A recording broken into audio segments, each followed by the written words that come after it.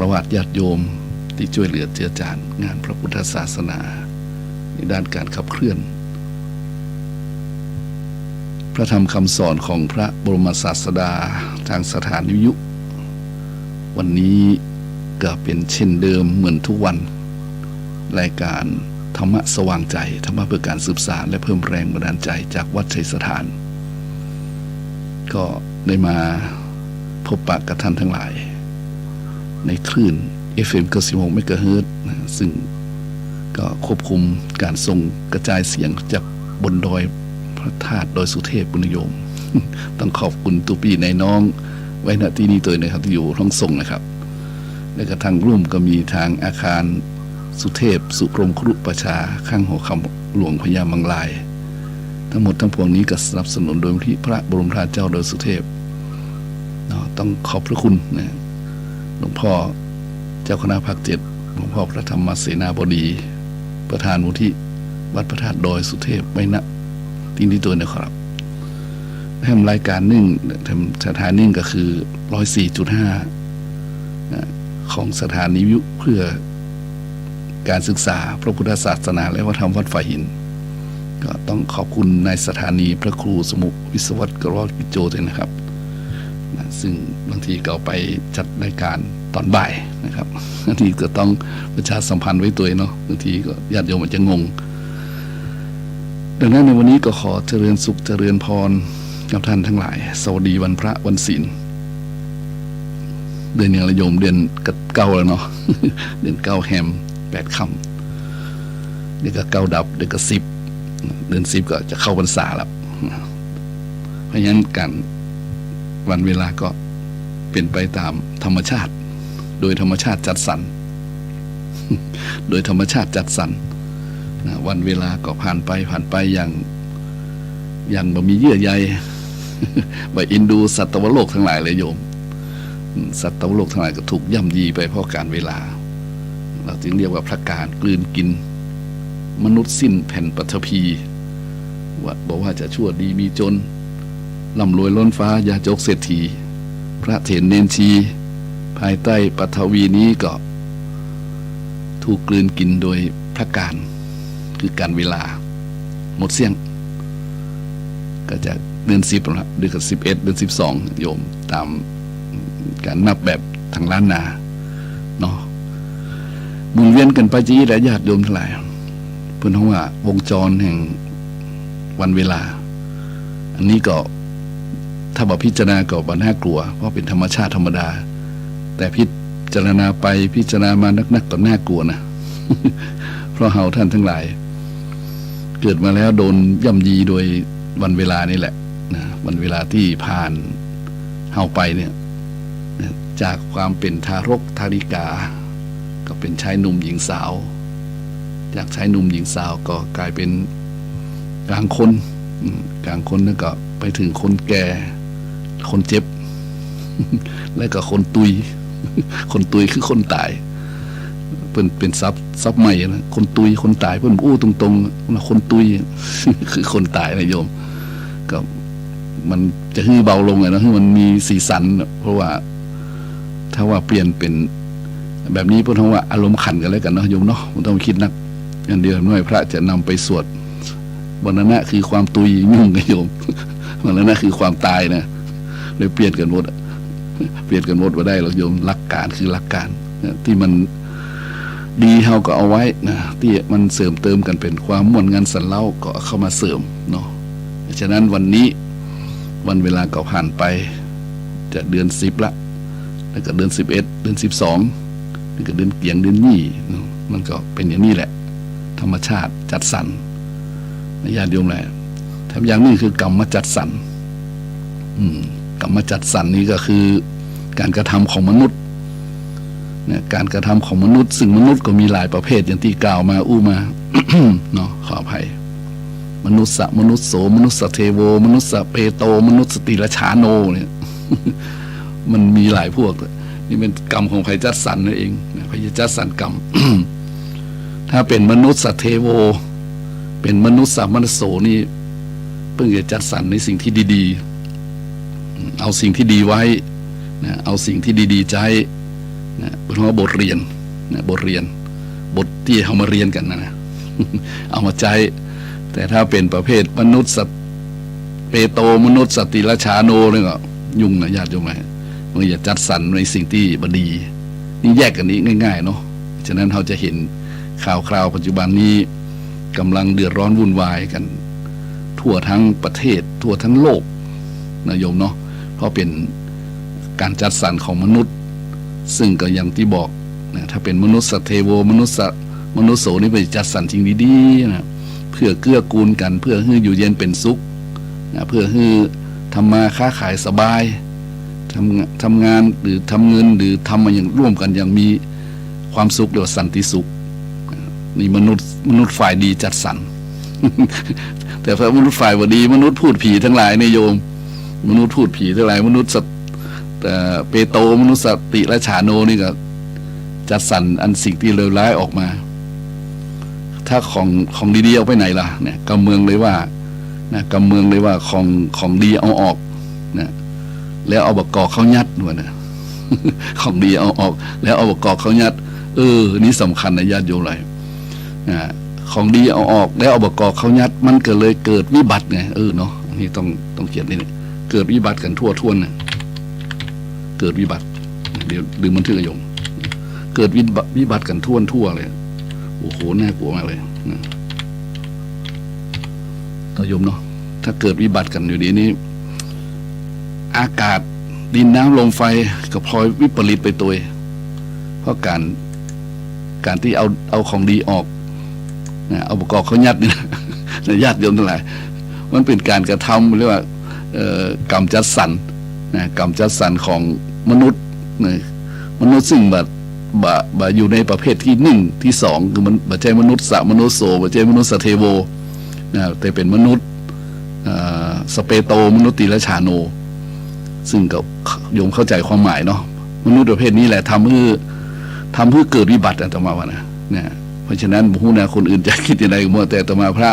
รูปหนึ่งถ้าตัวนี้น้อยรูปหนึ่งก็คิดว่าเนี่ยก็คุณไปเอาของดีเพิ่นออกแล้วคุณเอาบักกอกเขายัด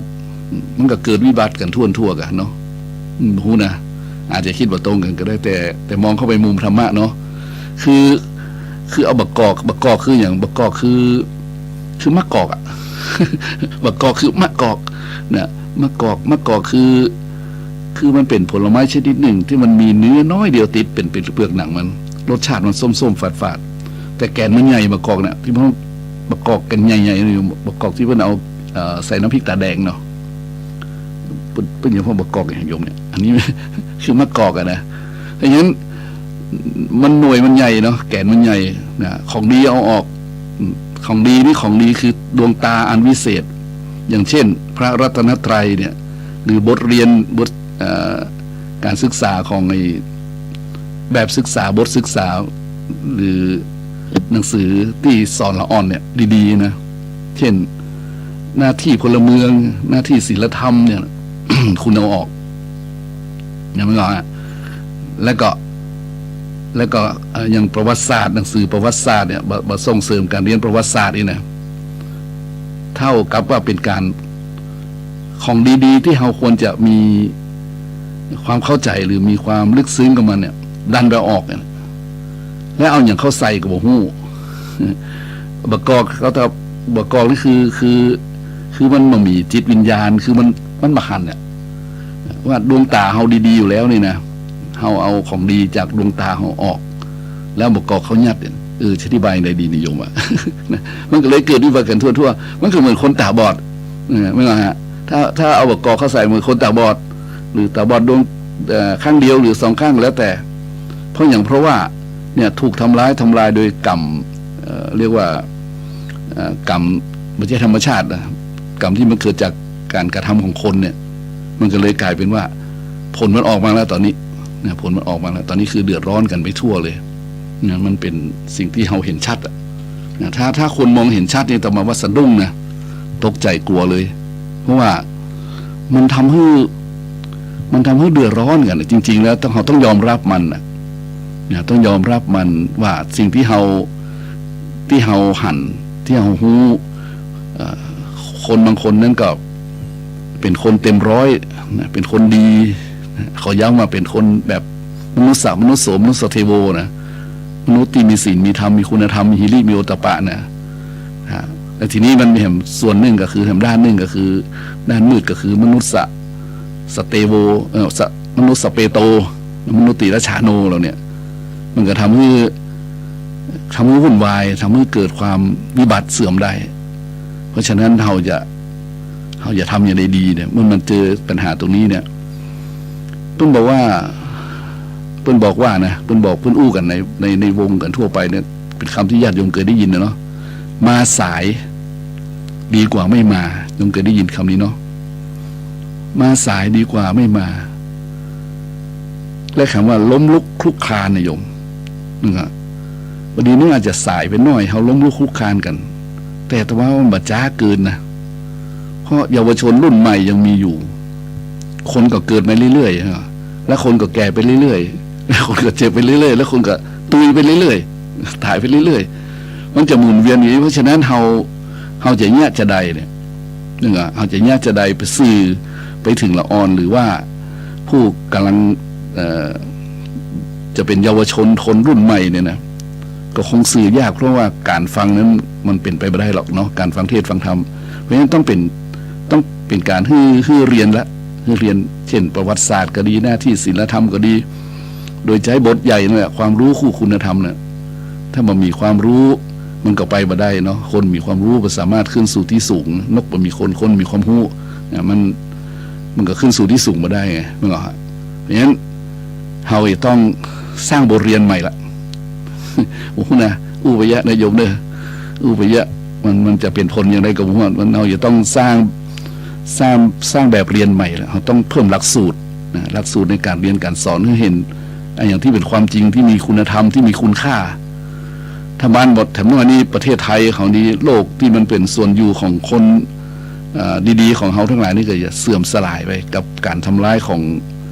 งฝ่ายมารบอกอยู่ว่าฝ่ายมารนิยมเพราะฉะนั้นของดีก็ไปเอาออกเนี่ยนะแล้วก็เอาประกอบเขายัดเนี่ยเกิดวิบัติกันทั่วน่ากลัวนิยมและสิ่งที่เห็นชัดก็คือตอนนี้เรียกว่าความเสื่อมเกิดขึ้นทั่วบ้านทั่วเมืองทั่วทั้งประเทศทั่วโลกก็ได้นิยมก็คืออบายมุขไงอบายมุขวันนี้ใจตรงกันกับตุลุงที่ประเทศเมื่อกี้เนาะ ตุลุงบนดอยประเทศเรื่องสุราศีลข้อที่5แต่ที่เนี่ยมาเล่นเหมาเลยเดี๋ยวนี้นะอบายมุขเลยนะถ้าอาจจะมีเป็นตอนๆนิยมเนาะคืออบายมุขนี่เราลืมไปละ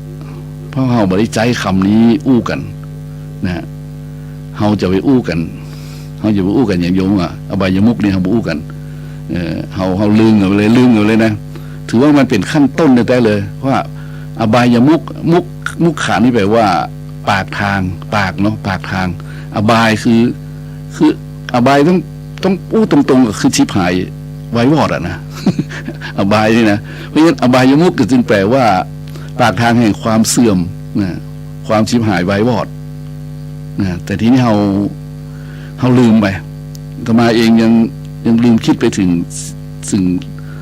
ด้วยอบายมุขเลยโยมเพราะเรามันผ่านวันเวลามาก็คิดว่าเปิ้นก็คงเข้าใจนะคนทุกคนก็มีการศึกษามีความรู้นะแล้วก็ละอ่อนรุ่นใหม่ก็เจริญเนี่ยเขาคิดเพิกเฉยแต่ที่ไหนได้ญาติโยมไหนปัญหาทุกวันนี้ที่มันเกิดขึ้นบอกว่าคดีทุกอย่างนะสาเหตุหนึ่งก็คือว่าทุกคนไปจมอยู่กับอบายมุขนะแล้วมีการส่งเสริมให้เกิดอบายมุขนะอย่างที่เป็นจับเป็นยับกันทุกวันเนี่ยอย่างข่าววันนี้หรือตะวานิยมที่ชลบุรีแล้วก็แถมนึงก็คือสมุทรปราการหรือสมุทรอย่างเสียงเนี่ยที่เป็นว่าไปลุยไปจับอะไรเนี่ยบ่อนจับบ่อนเอนเตอร์เทนเมนต์คอมเพล็กซ์เป็นว่านะในตัวจังหวัดในตัวเมืองได้โห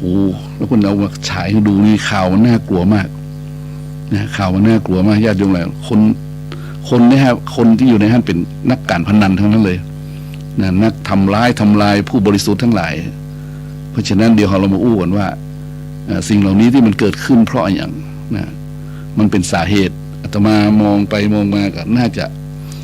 จะมีส่วนนะอบายมุขนี่นะเขาเพิ่นบอกว่าอบายมุขมันเป็นอุปสรรคในการทำงานให้เสร็จสมอารมณ์หมายแต่เราถ้าไผ่ไปติดในอบายมุขบอกว่าข้อใดบอกว่าอันใดนะโยมก็จะคนนักเกียรติเรียกว่าจะเป็นตัวปัญหาละอบายมุขเป็นตัวปัญหานะทำให้เป็นอุปสรรคในการทำงานให้สำเร็จเสร็จสิ้นนะอบายมุขนี่จริงๆแล้วก็มีถึง6 อย่างเนาะ6 อย่างอย่างที่ตุลุงประเทศเมื่อกี้1ดื่มน้ำเมา2เที่ยวกลางคืน3ดูกันแล้วเล่นเป็นนิด4เล่นกันพนัน5คบคนชั่วเป็นเพื่อนเป็นมิตรนะแล้วก็6เกียรติค้านในการทำงานอันเกียรติค้านในการทำงานนี่คือเป็นผลนะเป็นผลนะญาติโยมหลายเพราะฉะนั้นเรามาดูตัวนี้กันแล้วเราจะเข้าใจว่าทำไมเพื่อนต่อต้านเนี่ยทำไมเพื่อนต่อต้านentertainment complex เนี่ยนะทำไมก็เพราะว่ามันเป็นแหล่งมั่วสุมเนี่ยเช่นดื่มน้ำเมาไปโยมอบายมุขดื่มน้ำเมานี่บางทีมันมันก็แสลงใจบางคนเนาะแต่ก็บอกกันเลยว่าถ้าทุกอย่างนั้นถ้ามันเป็นนี่นะดื่มเป็นดื่มเป็นมันก็เป็นยานี่ก็โยมกินเป็นมันก็เป็นยาแต่น้อยนักที่จะกินเป็นส่วนมากกินมาเป็นทั้งนั้นกินแล้วเมาหมดอะเพราะฉะนั้นถ้าคนที่กินเหล้าเบาเป็นเนี่ยดันไม่กินนี่คือเมาอย่างที่เปิ้ลมาบอกมาโอ้โหมันเมาเหมือนอะไรอย่างนะญาติโยมลองคิดดูแล้วกันเนาะเพราะฉะนั้นญาติโยมต้องจำคำบักเก่าครูบาอาจารย์รุ่นแต่ก่อนเนี่ยเปิ้ลบอกว่าอบายมุขเหมือนผีเลยนะเหมือนผีเนี่ยผีที่1ถึงที่6เนี่ยเปิ้ลว่ามีผี6 ตัวผี6 ตัวนี่ทำให้หมองมัวมืดมนจนพินาศบรรลัยวันนี้ต้องแสดงให้เห็นจนน่ากลัวว่ามันมืดหมองมัวมืดมนจนพินาศบรรลัยเลยเพราะลองดูโยมเพิ่งเขียนไว้แต่ก่อนเนี่ยผีที่1ทีนี้หลายคนยิ้มเนาะผีที่1ชอบดื่มสุราเป็นอาจินไม่ชอบกินข้าวปลาเป็นอาหารผีที่2ชอบเที่ยวเตร่ยามวิกาลไม่รักบ้านรักลูกรักเมียตนผีที่3ชอบเที่ยวดูการละเล่นไม่ละเว้นบาร์คลับละครโขนผีที่4ชอบคบคนชั่วมั่วกับโจรหนีไม่พ้นอาญาตราแผ่นดินผีที่5ชอบเล่นม้ากีฬาบัตรสารพัดไพ่หวยถั่วโปไฮโลสิ้นผีที่6ชอบเกียรติค้านการทำกินมีทั้งสิ้น6ผีอัปรีเอ่ยมันจะเข้าไปอยู่ในศูนย์นะโยมศูนย์ในที่เพิ่งกำลังรณรงค์กันนะentertainment complex นั่นแหละเป็นผีนั่นน่ะเป็นสถานที่บันเทิงครบวงจรนั่นน่ะเพราะมันentertainน่ะฮู้อยู่เนาะทำเพื่อเพลิดเพลินทำเพื่อสนุกสนานจนลืมรักบ้านรักลูกรักเมียตนมันก็เป็นสิ่งที่ตรงชัดนะญาติโยมเลยว่าถ้าไปติดอยู่ในอบายมุขทั้ง6 อย่างนี่มันก็มืดมนจนพินาศบรรลัยผลที่สุดมาก็ยังเห็นเนาะเพราะฉะนั้นเรามาดูกันว่าคนที่ดื่มสุราเนี่ยญาติโยมเนี่ยถ้าดื่มเป็นกินเป็นนี่เพิ่นจะบ่เมานะกินได้การได้งาน มีก็นี่กินได้การได้งานมีไหมมีนะสังสรรค์กันนิดหน่อยเพราะมันทำให้คล่องเลยโยม1โกงนงนุษย์2โกงพุทธวาจาเพิ่นมีเหรอไม่ก็3โกงเริ่ม4โกงเริ่มบ้าเริ่มเมาอู้หมูเรื่องอะไรตอนนั้นท่านนักเกินไปเพราะฉะนั้นเราบอกให้ญาติโยมว่ามันเหรียญมันมี2 ด้านเนาะมันมีคุณแล้วก็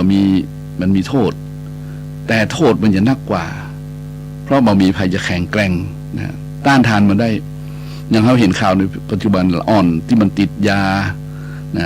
ติดเหล้าติดบุหรี่ติดอย่างนี้โยมมันร่างกายมันพังก่อนเวลาก่อนการอันสมควรนั่นแหละอ่อนบางคนนี่ดูเป็นคนแก่เลยนะเราโซมไปเลยบางทีเพราะมันบ่ชอบกินข้าวปลา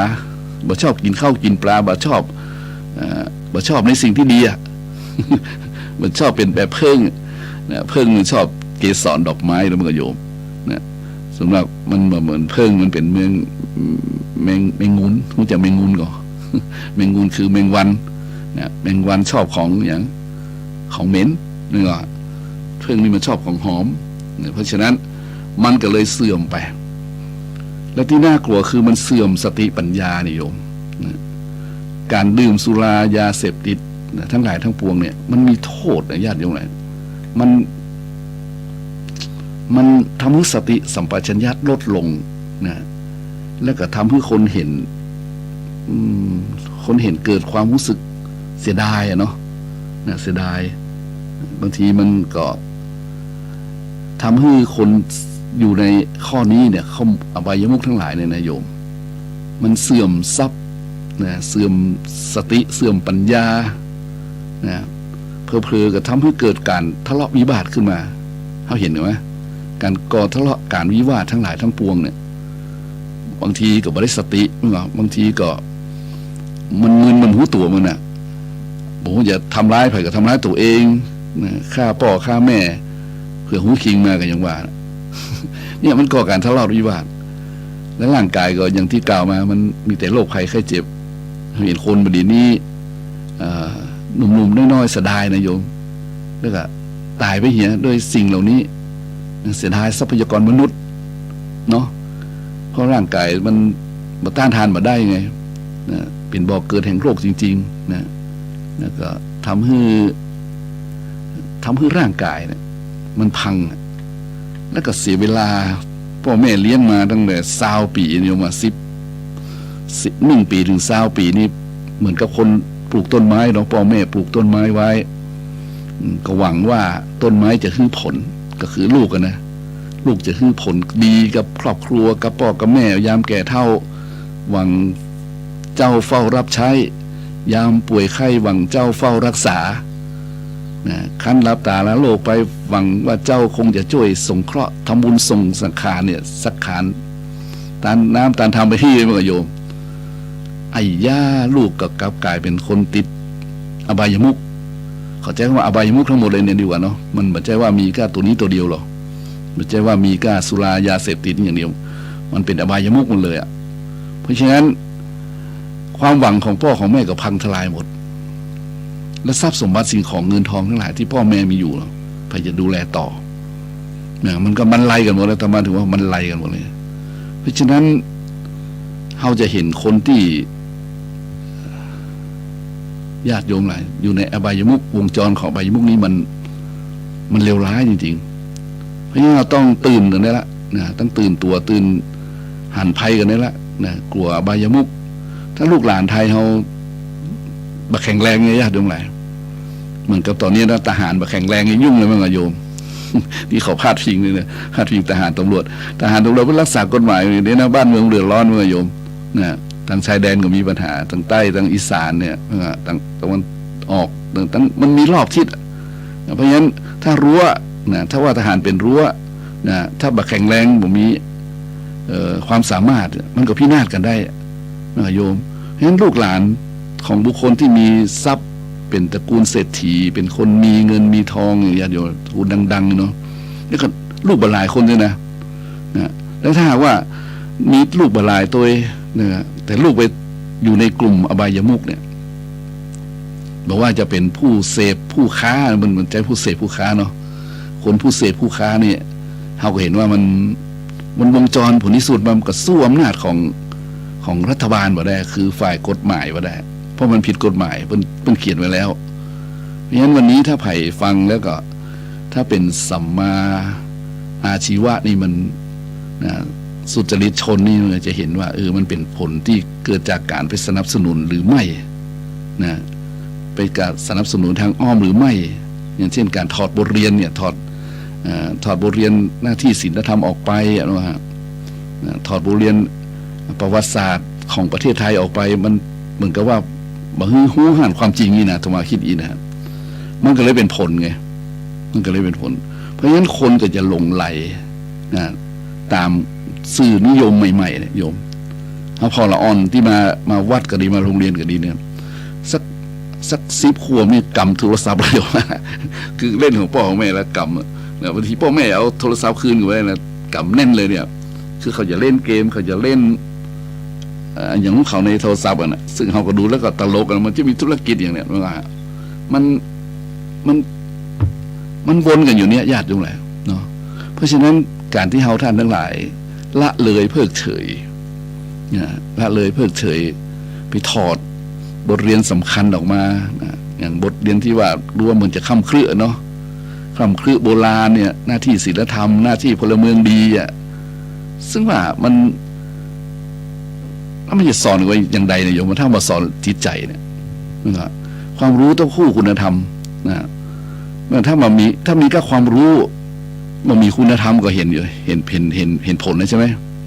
มีก็ความรู้เก่งคนเขาเก่งยากอยู่ไหนได้มาหลายอย่างได้คำนำหน้ามาหลายอย่างมากมายแต่ผลที่สุดมาเป็นไหนพ่อพลัดตกลงไปอยู่ในอบายมุขอยู่ในอบายมุขทั้งนั้นเลยเห็นไหมเสียดายนะเห็นไหมเสียดายอย่างลงข่าวเนี่ยแต่ว่าเสียดายคนที่เพิ่นมีความรู้คนที่เพิ่นมีอยู่ในฐานะที่โหสูงนะเนาะแต่ไปพลาดตัวตนของเปิ้ลเนี่ยไปพลั้งเผลอหรือว่าไปอย่างแล้วแต่เนี่ยไปตกอยู่ในอบายมุขทั้งหลายทั้ง6 ข้อนี่นะ อันดับแรกก็ต้องเมาประสาทก่อนนะคือดื่มสุรายาเสพติดเนี่ยมันทำให้มึนกันเหรอเมื่อมึนมันก็เมาอ่ะเมื่อเมามันก็อู้หูเรื่องอ่ะเมื่ออู้หูเรื่องมันก็หลงอ่ะเมื่อหลงทิศหลงทางเหมือนคนตาบอดคนมีสติปัญญาทีนี้ก็ไปละไปผีตัวที่2แล้วแอวเมื่อค่ำเมื่อคืนแอวยามวิการเป็นแบบผีตัวที่2ชอบเที่ยวเตร่ยามวิการไม่รักบ้านรักลูกรักเมียตนถามว่ารักไหมรักแต่มันลืมมันมัวเมามันมัวเมาไม่ค่ะโยมมันมัวเมามันจะว่าใดมันมัวเมาอ่ะแต่ทีนี้เพิ่นบอกโทษมันมีอยู่นะ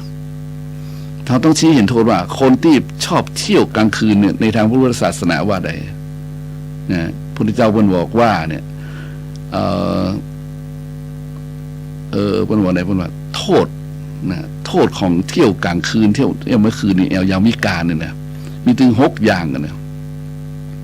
ลองฟังดูว่าโยมเนาะธรรมะพื้นฐานนะการที่คนไปติดอยู่ในอบายมุขคือชอบเที่ยวเตร่นะยามวิการไม่รักบ้านรักลูกรักเมียตนเนี่ยมีโทษก็คือผู้นั้นชื่อว่าผู้นั้นชื่อว่าไม่คุ้มครองไม่รักษาตัวผู้นั้นชื่อว่าไม่คุ้มครองไม่รักษาบุตรภรรยาผู้นั้นชื่อว่าไม่รักษาทรัพย์สมบัติผู้นั้นเป็นผู้ที่ถูกระแวงจากคนอื่นแล้วก็ผู้นั้นมีคำพูดที่ไม่น่าเชื่อถือพูดเป็นจริงของบอกเป็นจริงพวกนี้นะคนมาเชื่อถือในคำพูดเครดิตเสียไปวันคำพูดอันไม่เป็นจริงในที่นั้นย่อมปรากฏคือจะบอกว่าตัวเองเป็นนักแอวเมื่อคืนมึงก็ดูกระไรเนาะ ต้องพูดโกหกไปและก็ประการสุดท้ายเป็นว่าโทษของมันคือทำให้เกิดทุกข์เกิดความระทมเกิดความเสียมากกว่าความได้นะเช่นกลายเป็นคนที่นะมาเป็นคนที่ไว้ใจนะจะเก็บถนอมรักษาทรัพย์สมบัติก็บ่สามารถที่จะเก็บไว้ได้นะแล้วก็ติดอยู่ในอบายมุขทั้งหลายถึงเวลามันเหมือนกับเสพติดมันก็เลยติดลมมาขึ้นสู่ความเจริญเนี่ยโยมนะเพิ่นบอกว่าน่าห่วงนะ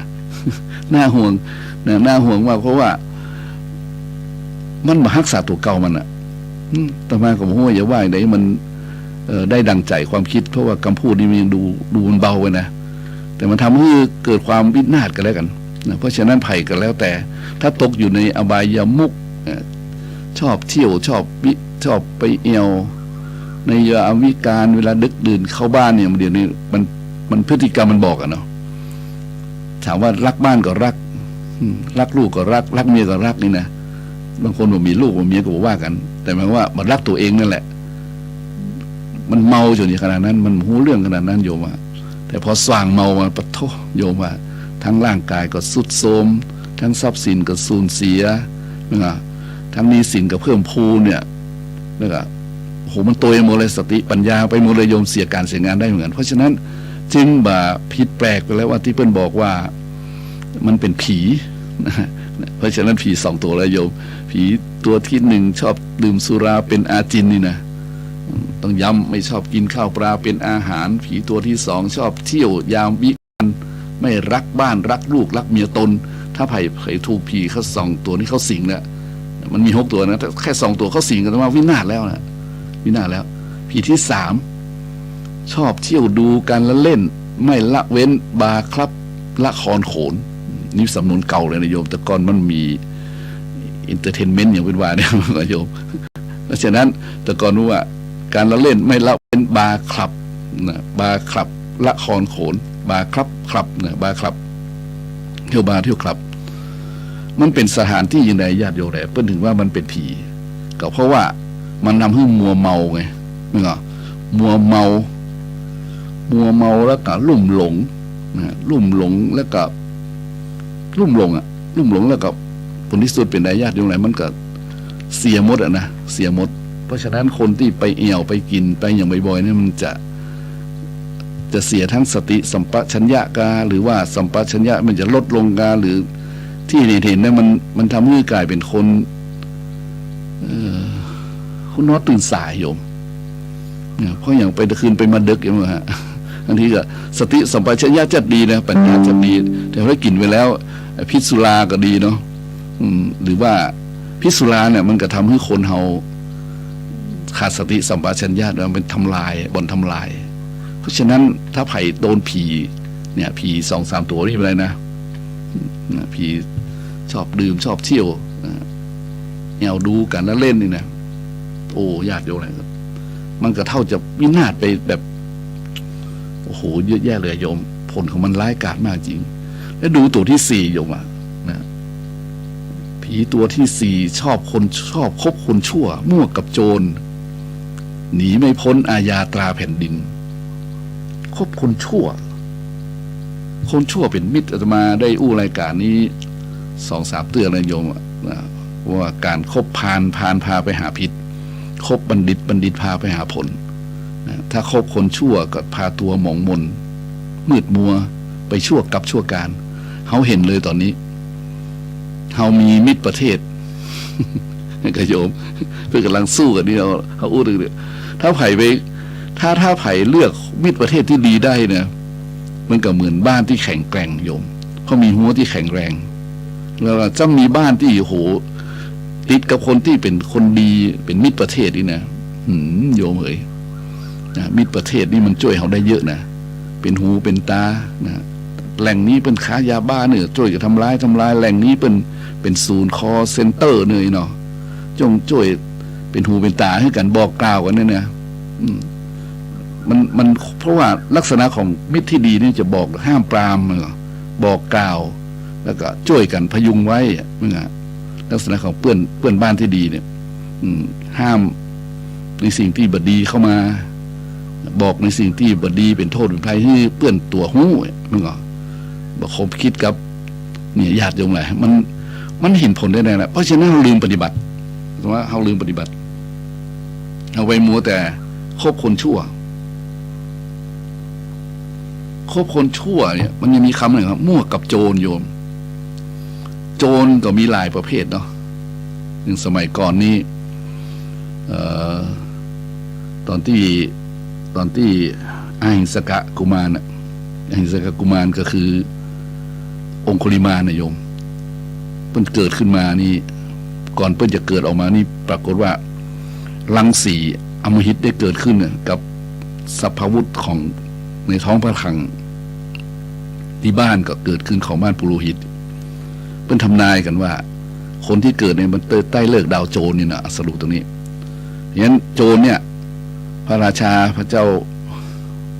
เจ้าเมืองเพิ่งก็ถามว่าโจรนี่เป็นโจรกับแผ่นดินก่อนบ่ใช่หรอโจรธรรมดาทั่วไปถ้าโจรมันใช่โจรกับแผ่นดินนี่บ่เป็นหยังบ่ต้องไปทำร้ายมันตายบ่ต้องไปฆ่ามันตายหรอกเอามันไว้แล้วก็ถ้ามันเกิดออกมาตั้งชื่อว่าอหิงสกะกุมารเนี่ยคือเกิดมาไม่เบียดเบียนใครเนี่ยแต่อหิงสกะกุมารเกิดมาใต้เลิกดาวโจรอย่างที่ว่าผลที่สุดก็เป็นโจรเพราะได้ครูเป็นพิษ ในมิตรเป็นมิตรบาแต่เนาะมิตรเพื่อนทั้งหลายก็อย่างที่ทราบประวัติขององคุลิมานเป็นแบบนั้นนะประเด็นบัดได้มาเล่าตรงนี้ชาติเพียงเลยบอกว่าเขานึกถึงคนที่ได้เพื่อนบดีอย่างเช่นท่านอหิสกะจนได้เป็นองคุลิมานก็เพราะเนี่ยได้เพื่อนบดีได้อาจารย์บดีเนี่ยมันก็เห็นแก่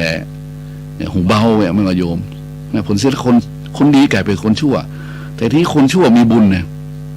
มีบุญมาเจอพระพุทธเจ้าโยมเนี่ยมีบุญมาเจอพระพุทธเจ้าพระเจ้า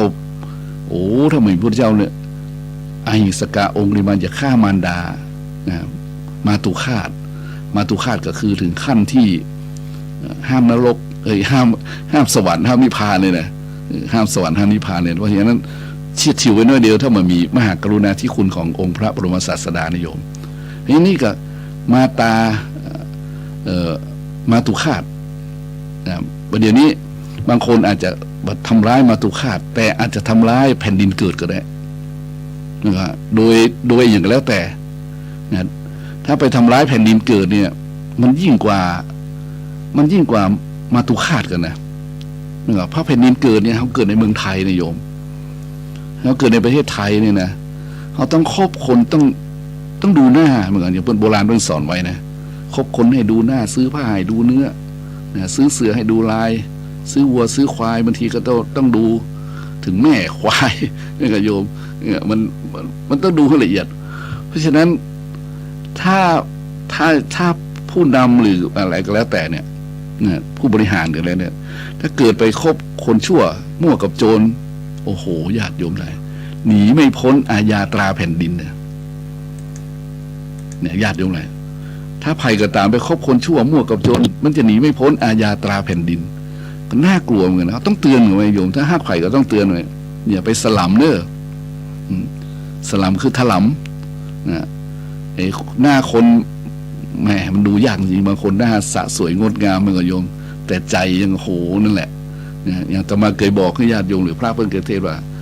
บางคนหน้าเทวดาใจก็เทวดา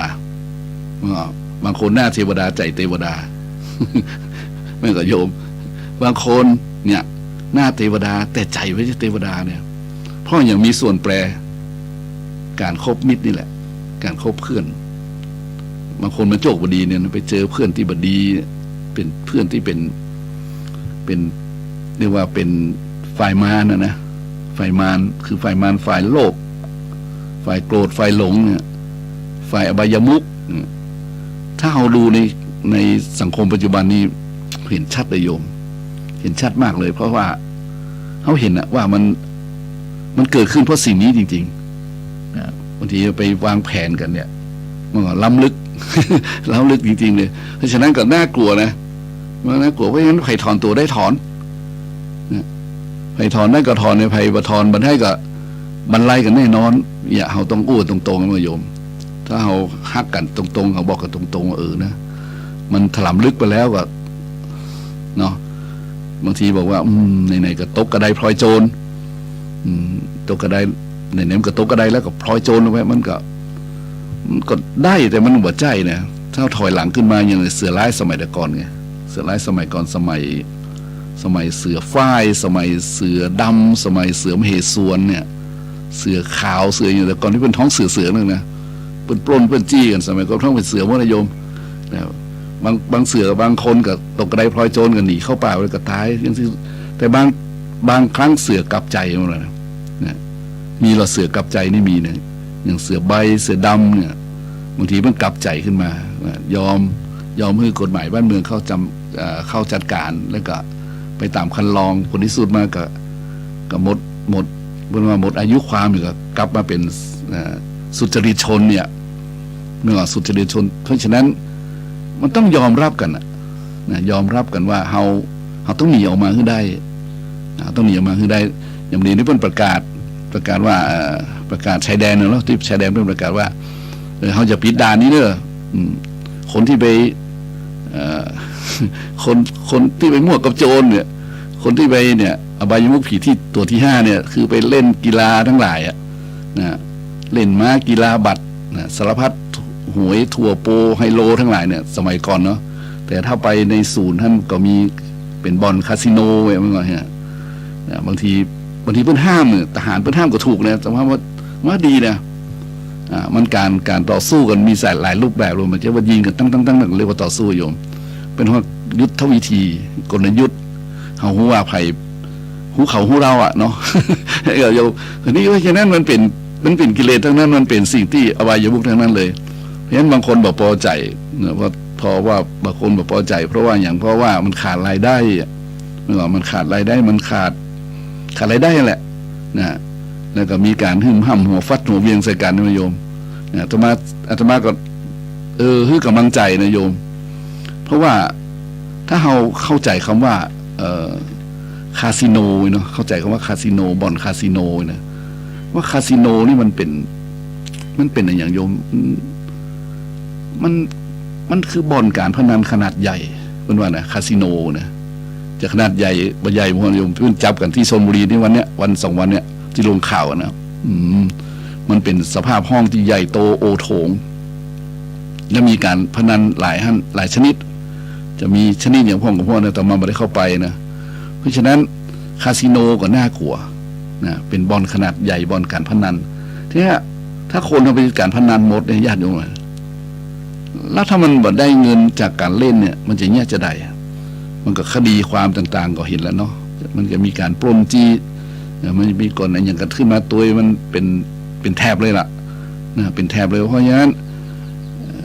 คาสิโนก็ดีนะที่เพิ่นจะรวมตัวกันเป็นบ่อนการพนันในกรุงในประเทศนี่นะต่อมาว่าโอ้โหลองคิดดูให้ดีๆเนี่ย คิดดูให้ดีๆเลยอันจะเอาผีร้ายมันอยู่ในฮั่นหมดนะจะผีร้ายอยู่ในฮั่นหมดโยมน่ากลัวนะถ้ามาอยู่ในฮั่นหมดนี่โอ้โหมันเปิงที่ฟังข่าวนี่นะว่าตั้งอเมริกาก็ดีตั้งจีนก็ดีเพิ่นบอกใครเอาตัวเนี่ยเพิ่นบอกใครเอาตัวคือมันเป็นเรียกว่าศูนย์รวมผีศูนย์รวมผีโยมศูนย์รวมผีเนี่ยมันเป็นจี้เจ็ดงามนะจี้เจ็ดงามจี้เจ็ดงาม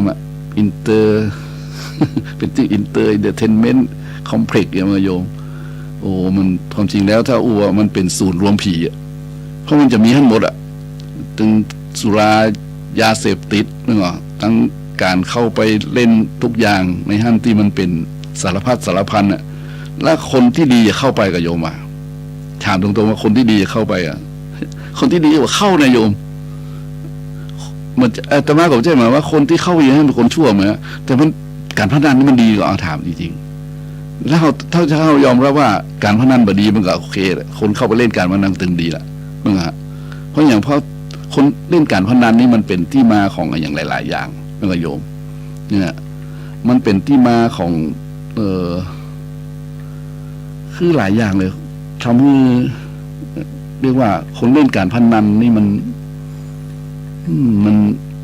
นมีโทษเป็นวันนะมีโทษมีภัยเลยนะเป็นว่าตาสูตรเลยเนาะการพนันการติดการพนันมีโทษ6 อย่างเลยนะคือ 1. ผู้ชนะย่อมก่อเวร 2. ผู้แพ้ย่อมเสียดายทรัพย์ที่เสียไป 3. ความเสื่อมทรัพย์ในปัจจุบัน 4. ถ้อยคำของคนเล่นการพนันซึ่งไปพูดในที่ประชุมฟังบ่ขึ้นมันมีเครดิตนะ 5. ถูกมิตรนะผู้รู้หมิ่นประมาทนะถูกมิตรอมาตย์หมิ่นประมาทตรงนั้นนะ 6. บ่มีภัยประสงค์จะแต่งงานตัวเพราะเห็นว่าชายนักเล่นเป็นนักเล่นการพนันว่าสามารถจะเลี้ยงครอบครัวได้นะ มันเป็นจริงไหมจริงไหมโยมผู้ชนะย่อมก่อเวรคือจะเอาคืนผู้แพ้ย่อมจะเอาคืนไม่หรอแล้วก็ผู้แพ้ย่อมเสียดายทรัพย์แก้ตัวไม่แล้วก็ทำให้โภคทรัพย์มันเสียไปในปัจจุบันต่อมาเคยเจอและเคยเตือนโยมซึ่งรู้จักกันคนนี้บ่กินเหล้าโยมคนนี้บ่กินเหล้าแต่เล่นไฮโลตรงๆนะเล่นการพนันไฮโลนี่แกถนัดแกเป็นคนมีทรัพย์แล้วภรรยาสวยด้วยโยมเนี่ยมีทรัพย์แล้วภรรยาสวยเลยแล้วเป็นรวยด้วยนะมีตึงที่บ้านมีตึงที่เด่นเนี่ยแล้วก็ชอบอาตมาแหละก็เป็นจะว่าเป็นลูกศิษย์ศรัทธาก็ได้ครับแต่เขามันอยู่คนละความคิดเนี่ยต่อมาเทศไปบอกไปโยมเลิกการพนันได้ก่อนเนาะ โยมตอบว่าอะไรรู้ป่ะท่านอาจารย์คนที่เล่นแล้วชิบหายมีที่ไหนวะโหแกอุ้ยเลยนะส่วนมากเพื่อนผมรวยๆทั้งนั้นอาตมาตั้งหันมาก็เลยบอกเรื่องว่าโทษของการพนันเนี่ยมันจะต้องเสี่ยงมันต้องชิบหายไว้ว่าที่สุดเลยเนาะตมาบูเลยนะหันก็เฉยๆวันเวลาก็ผ่านไปจากที่หู้จักกันนะญาติโยมแหละผลที่สุดแกก็เริ่มขายทรัพย์สินอะไล่ข่าวทรัพย์สินขายที่บ้านขายที่ท่านที่นี่ขายทรัพย์สินอะผลที่สุดภรรยาก็หนีไปโยมว่าอาตมาเสียดายขนาดเลยโอ้จังว่าของแกตอนนั้นรุ่งโรจน์โชดช่วงชัชวาลมากเลยผลที่สุดมาการพนันผีเขานั้นเขาสิงเนี่ยใครก็บอกใครเชื่อเลยผลที่สุดก็ล้มป่วยโยมว่าล้มป่วยเพราะมันหมดทรัพย์สิ่งของเงินทองหมดปี่หมดน้องหมดภรรยาหมดหน้าที่หมดการงานหมดอยู่ส่งเสริมได้ยังไงมันก็โยมเพราะฉะนั้นขอให้ท่านทั้งหลายซึ่งบอกนะเขาเป็นคนระดับล่างนี่ญาติโยมหันภัยหันโทษอะเนาะแต่ผู้ใดเกี่ยวข้องเรื่องนี้แล้วก็ขอบริหารจัดการใหม่เถอะถ้ามันจะบรรเลือขึ้นไว้ลูกหลานเนาะโหนะตมาก็มีความเห็นนี้นะโยมเพราะฉะนั้นสิ่งเหล่านี้ที่มาอู้กันวันนี้ก็เพราะว่ามันเดือดร้อนกันวุ่นวายกันมันวุ่นวายกันทั่วโลกแล้วเลยเนี่ยนะเพราะฉะนั้นเนาะเพราะฉะนั้นบัดสายเกินไปมาสายดีกว่าไม่มาเนาะล้มลุกคลุกคลานหน่อยจังมันเพราะฉะนั้นเฮาท่านทั้งหลายมาช่วยกันรณรงค์บอกกล่าวเปล่าประชาสัมพันธ์ญาติโยมทั้งหลายเนาะจะไปสนับสนุนคนใดที่ไปติดอยู่ในอบายมุขทั้ง6นะทั้ง5นี่ทั้ง5เป็นทั้ง6นี่นะทั้ง5นี่ก่อนมันก็จะเป็นวิญญาณของคนเกียจคร้านคือผี6ตัวเนี่ย1ชอบดื่มสุราเป็นอาจินไม่ชอบกินข้าวปลาเป็นอาหาร2ชอบเที่ยวยามวิการไม่รักบ้านรักลูกเรื่องเมียตนเนี่ยนะ3ชอบเที่ยวดูการละเล่นไม่ละเว้นบาร์คลับละครโขนแล้วก็4ชอบคบคนชั่วมั่วกับโจรหนีไม่พ้นอาญาตราแผ่นดิน5ชอบเล่นม้ากีฬาบัตรสารพัดหวยถั่วโปไฮโลซินนี่นะแล้วมันจะเป็นผลให้เป็นคนเกียจคร้านการทำกินมีทั้งสิ้น6ผีเอาปรีนิยมวันนี้บัดนี้เลยนะโยมหับใส่กันเลยโยมมาแล้ว เจริญพรโยมเจ้าไว้ตาเจ้าเจริญพรว่าจะได้ไม่น้อยกันนัดเจ้าวันนี้มีส่งจบตัวไป2ปุกเนาะมีข้าวก็ผี6ตัวเนี่ยมีก็เจ้ามีลองว่าหรอว่าอาการขาทั้งคนที่ว่าแล้วเนาะว่าไปแล้วเอาผี6ตัวมีไหมเอาวิวตรงมาเอาอันข่าวตะวันนี่สิเจ้าข่าวตะวันเอาละพยานอุดัยจะบอกผู้นำมีคุณธรรมอยู่บนโลกลามนุษย์จัดสรรมีแต่เข็นขาควักเอาแก่นตาเอาบาปอกยันความวัวบ่หายความควายก็เข่าอกพยกเจ้าคนเตหะลานคนในเมืองนั้นมีเป็น10 ล้านประเทศที่หลานเลนาเป็นอาลิลาดอเมริกาไปเจรจา6 ตือแล้วเจ้าก็เรื่องนิวเคลียร์เป็นเรื่องเก่าๆก็ตกลงเจ้าก็เลยลุกลามอิสราเอลก็ทำสงครามถล่มอิหร่าน5 วันแล้วเจ้า ยูเครนรัสเซีย6 กันเหมือนเก่าเดินกุมภาเจ้า3 ปีแล้วนะอิสราเอลสนุนกาซาปี7 ตุลา2 ปีแล้วเจ้าตายไปเกือบแสนยิงใจ1 เท่าบ่เว้นเนื้อเจ้าถล่มโรงพยาบาลประเทศอินเดียปากีสถานก็ทำสงคราม6 ด้วยคนเจ้าประเทศพม่าก็ฆ่าล้างเผาภูมินยาเจ้าอินดูเตนาขาเม็ดลูเขตประเทศไทยกาก็กัมพูชาลูดินแดนเจ้าลักเขตดินแดนก็อยู่ที่เก่ามาลูเอาเจ้าบ่ละอายใจขอเห็นปืนของพี่น้องเจ้าไทยกันสมัยเหมือนปืนเลยนะใจหวันเต้นสงครามโลกนะกดจับตัวมาขัง3 เนื้อเจ้าขอรัตนะคุณพระเกี่ยวเก่าคุ้มครองลูกเจ้าเลนา หายายวิเศษจักสีกระถามนุษย์โลกลาเมตตากันเจ้าหันข่าวทีวีเป็นดีน่าเศร้าจอง16เจ้าเขานอกนักเลงเจ้าจอง PNN 16เขามึงนอกนักนะเจ้าไหว้สาเจ้าโอ้ยินดีกับยินดีเลยมันได้เด้อยินดีวันหน้าจะโอ้ไม่น้อยซ้อหาอันเกตตาออกเอาก็เขาจะใส่เข้าไปนักเนื้อกูได้ยินทานว่าตัดกี่คนเลยนั่นแหละนั่นแหละเอาเกตตาดีเอาออกเอาบกอกเขายัดนะมีบัตรบรรลัยกับบดเด้อเนื้อเจริญพรเนื้อโอ้ดีก็ไม่น้อยมาสนับสนุนในวันนี้ถ้าแต่งให้มันเป็นประโยชน์ก็ต้องปัจจุบันอย่างคำว่าของดีเอาออกคือแก้วตาดีเอาออกนะแต่บกอกเขายัดเนี่ยนะลองไม่น้อยลองไปแต่งเนื้อของเพื่อนดีๆเอาออกแต่บกอกเขายัดมันเลยเกิดวิบัติทั่วเนาะเพราะฉะนั้นก็ลองพิจารณาดูญาติโยมใหม่เอาละญาติโยมเนี่ยตอนนี้เปิดสายให้โอกาสญาติโยมโทรมาเนาะยินดีก็ไม่น้อยเนี่ยในการนัด053-114-332โยม053-114-332ที่นี่รายการธรรมะสว่างใจวันนี้ยกพุทธภาษิตขึ้นมานะโยมอัตตนาโจทยตานังจงเตือนตนด้วยตนเองนะเราต้องเข้าใจตัวเก่าก่อนเนาะว่าอบายมุขนั้นมันเป็นสิ่งที่ทำลายจริงๆนะวันนี้ก็เลยหยิบมาก็ความจริงอธิบายบอกค่อยแกว่นแต่เรื่องอบายมุขมันเมื่อได้ยากเดียวเลยนะมันต้องเป็นวัยรุ่นซะหน่อยนะแต่วันนี้เราแหมอายุมันเยอะแล้วนะมาพูดถึงเรื่องเหล่านี้ก็อินดูละอ่อนไงเพราะฉะนั้นสมัยแต่ก่อนนี้เมื่อเป็นนักเผยแพร่ใหม่ๆนี่ก็แล้วผี6ตัวนี่ไปอู้ตามโรงเรียนเนี่ยโยมอู้ตามโรงเรียนอู้ตามนักเรียนนี่เราอ่อนมาเข้าใจแหละนะผี6ตัวนี่มันเข้าไผ่แล้วมันออกนะออกยากนะ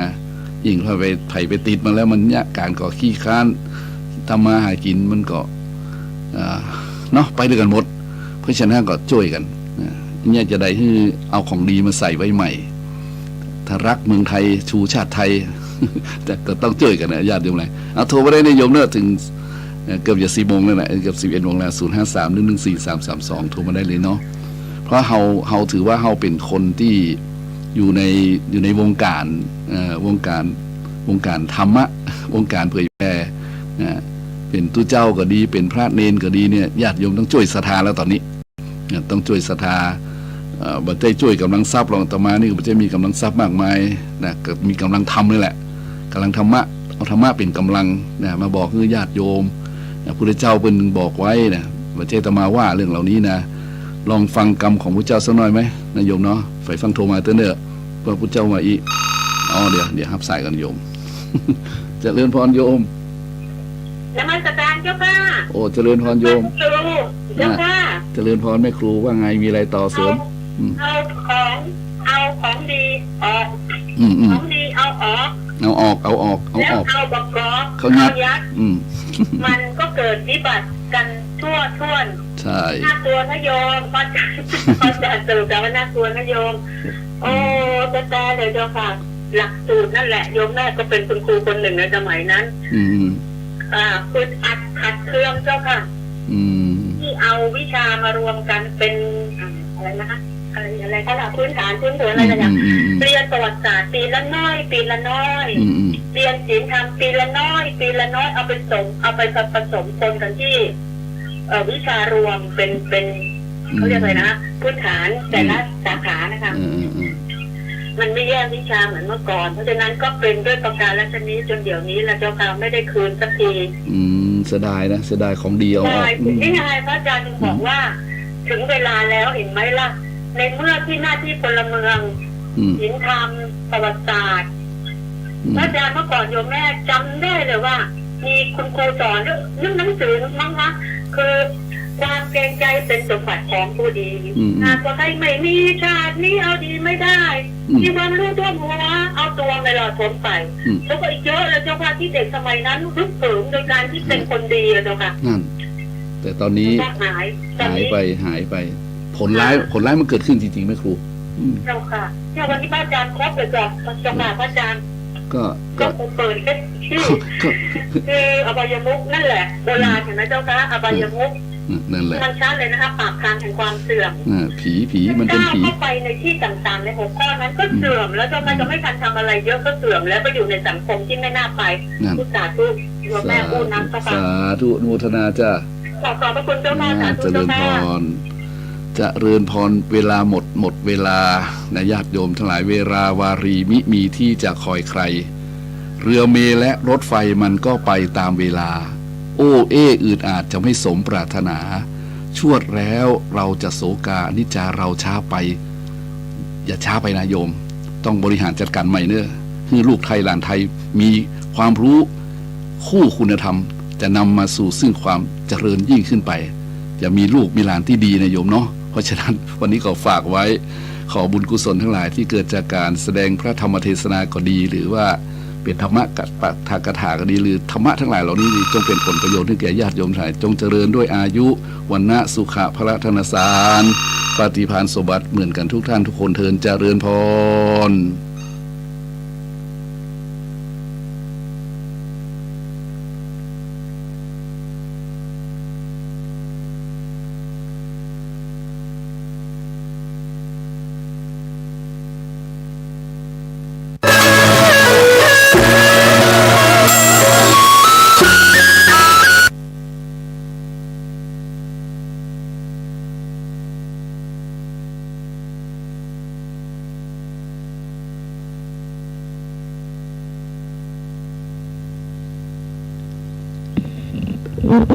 ขอนอบน้อมแด่สมเด็จพระบรมศาสดา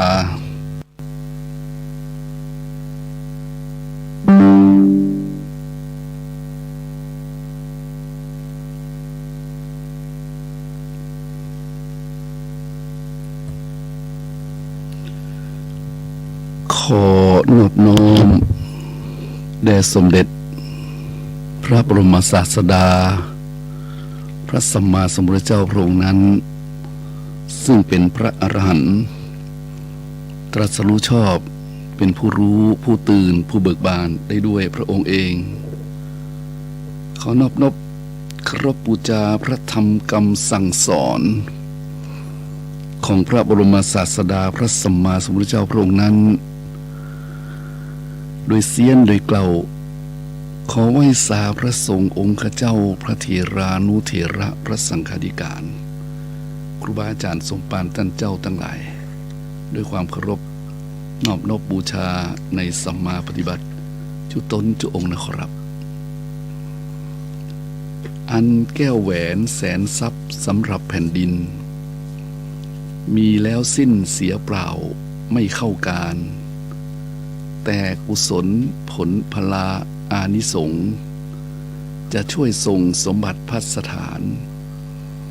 ใครถือธรรมจำศีลอภิญญาณถึงนิพพานภูลสวัสดิ์อยู่อัตรานี่เป็นบทประพันธ์ของท่านสุนทรภู่บรมครูแห่งคำกรอนวันนี้อ่านหนังสือสุนทรภู่มาโยมก็เลยนำอัญเชิญมาเพราะว่าเป็นคำที่เรียกว่าเหมาะเสมอทันสมัยไม่เสมอใจได้เตือนจิตเตือนใจนี่ท่านสุนทรภู่200 กว่าปีแล้วนะโยมนะเรานึกถึงท่านสุนทรภู่ก็นึกถึงพระอภัยมณีเนาะท่านก็กล่าวไว้เนี่ยพระอภัยมณีเหมือนกันนะเนี่ยญาติโยมทั้งหลายวันนี้นำอัญเชิญมาเนี่ยเป็นคำกลอนสอนใจได้อย่างดียิ่งอาตมาที่ชอบเลยนำมือญาติโยมได้ไปพิจารณาอ่านย้ำซ้ำโยมอาจจะฟังมาตันเนาะอันแก้วแหวนแสนทรัพย์สำหรับแผ่นดินมีแล้วสิ้นเสียเปล่าไม่เข้าการแต่กุศลผลพลาอานิสงส์จะช่วยส่งสมบัติพัสถานใครถือธรรมจำศีลอภิญญาณถึงนิพพานภูลสวัสดิ์อยู่อัตรานี่เป็นคำประพันธ์ที่ลึกซึ้งมากญาติโยมฟังดูแล้วรู้สึกอย่างไรเดี๋ยวก็ว่ากันเนาะขอไหว้สาบารมีธรรมพระเดชพระคุณพ่อครูบาอาจารย์ทั้งหลายวันนี้รายการธร รรมะทางสถานีวิทยุพระพุทธศาสนาและจริยธรรมจังหวัดเชียงใหม่ทางสถานีวิทยุคลื่นธรรมะพระพุทธศาสนา FM 96 เมกะเฮิรตซ์อาคารสุเทพพรหมครุประชาข้างหอคำพญาหลวงพญามังลายสนับสนุนโดยมูลนิธิพระบรมธาตุดอยสุเทพต้องขอบพระคุณหลวงพ่อพระธรรมเสนาบดีไว้ณที่นี้ตัวนะครับแอมสถานีนึ่งนั้นนะก็คือธรรมะทางสถานีวิทยุคลื่นเพื่อการศึกษาพระพุทธศาสนาและวัฒนธรรมวัดฝ่ายหิน 104.5 อำเภอเมืองจังหวัดเชียงใหม่ก็มีท่านอาจารย์พระครูสมุขวิศวัตวรกิจโจในสถานีนำไปเปิดให้ญาติโยมฟังต้องขอบพระคุณทั้งครูบาอาจารย์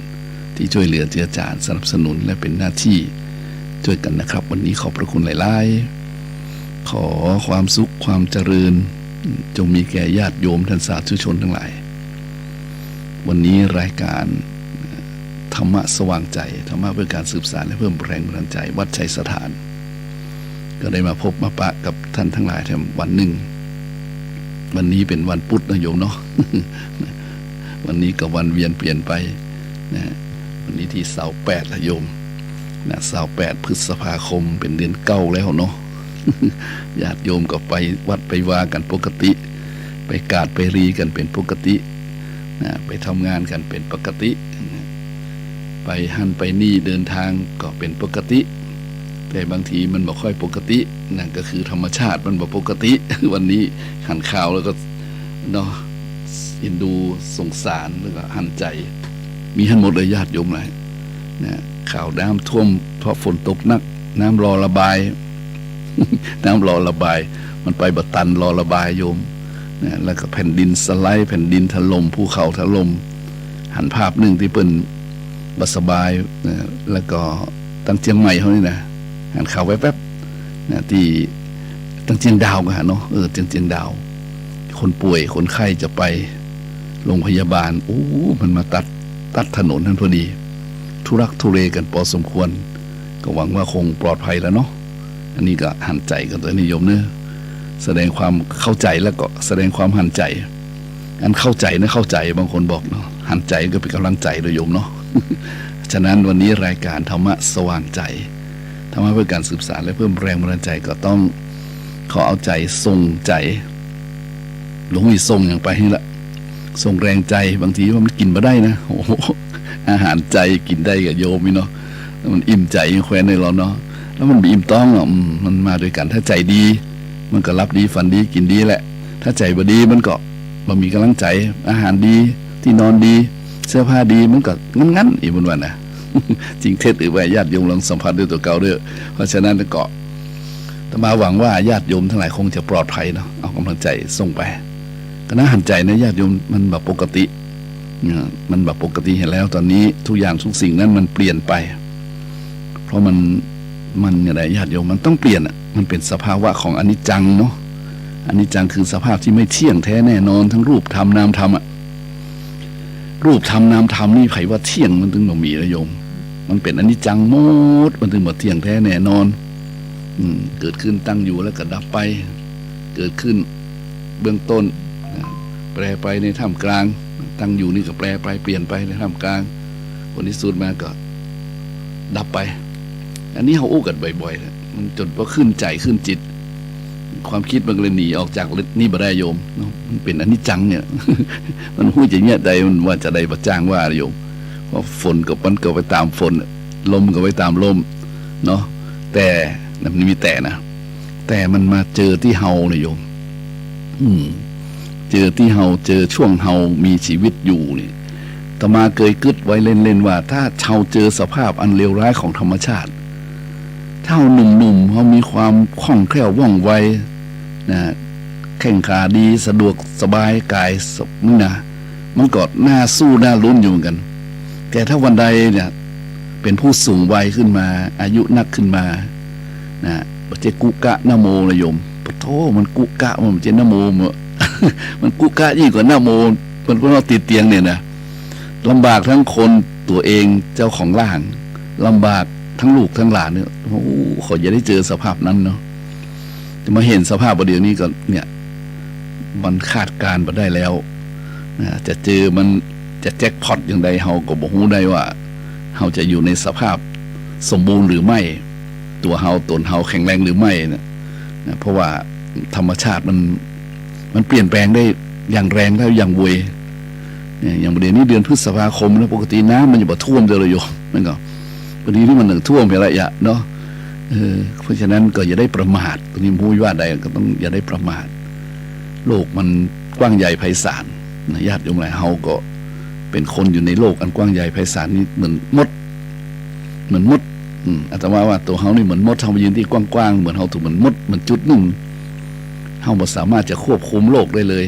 เฮาต้องคล้อยตามโลกนะญาติโยมอาตมาก็เลยชื่อเรื่องที่อุกญาติโยมวันนี้ว่าโลกอันกว้างใหญ่เก่าไปใหม่มาโชคชะตาอยู่ที่ตัวเราทำกุศลกรรมของเราบรรเทาทุกภัยปัจจุบันจึงบอกอดีตและอนาคตได้นี่ยาวไปหน่อยหลายวรรคหลายตอนนะโยมเนาะไม่ยังก็อธิบายโยมเพราะมันเป็นเรื่องที่เกี่ยวข้องกันอย่างไรเป็นว่ารูปกับนามนะรูปกับนามแล้วก็โลกมันก็มีสองอย่างโลกคือตัวเฮากว้างศอกยาวาหนาคืบนี่นะโยมโลกที่อยู่อาศัยก็คือโลกที่เฮาอยู่อาศัยแปลงบ้านสร้างเรือนอยู่อาศัยโลกภายนอกโลกภายในเพราะฉะนั้นโลกนี้มันกว้างใหญ่ไพศาลมันจึงเห็นเหตุการณ์อย่างต่างๆนานาที่มันเกิดขึ้น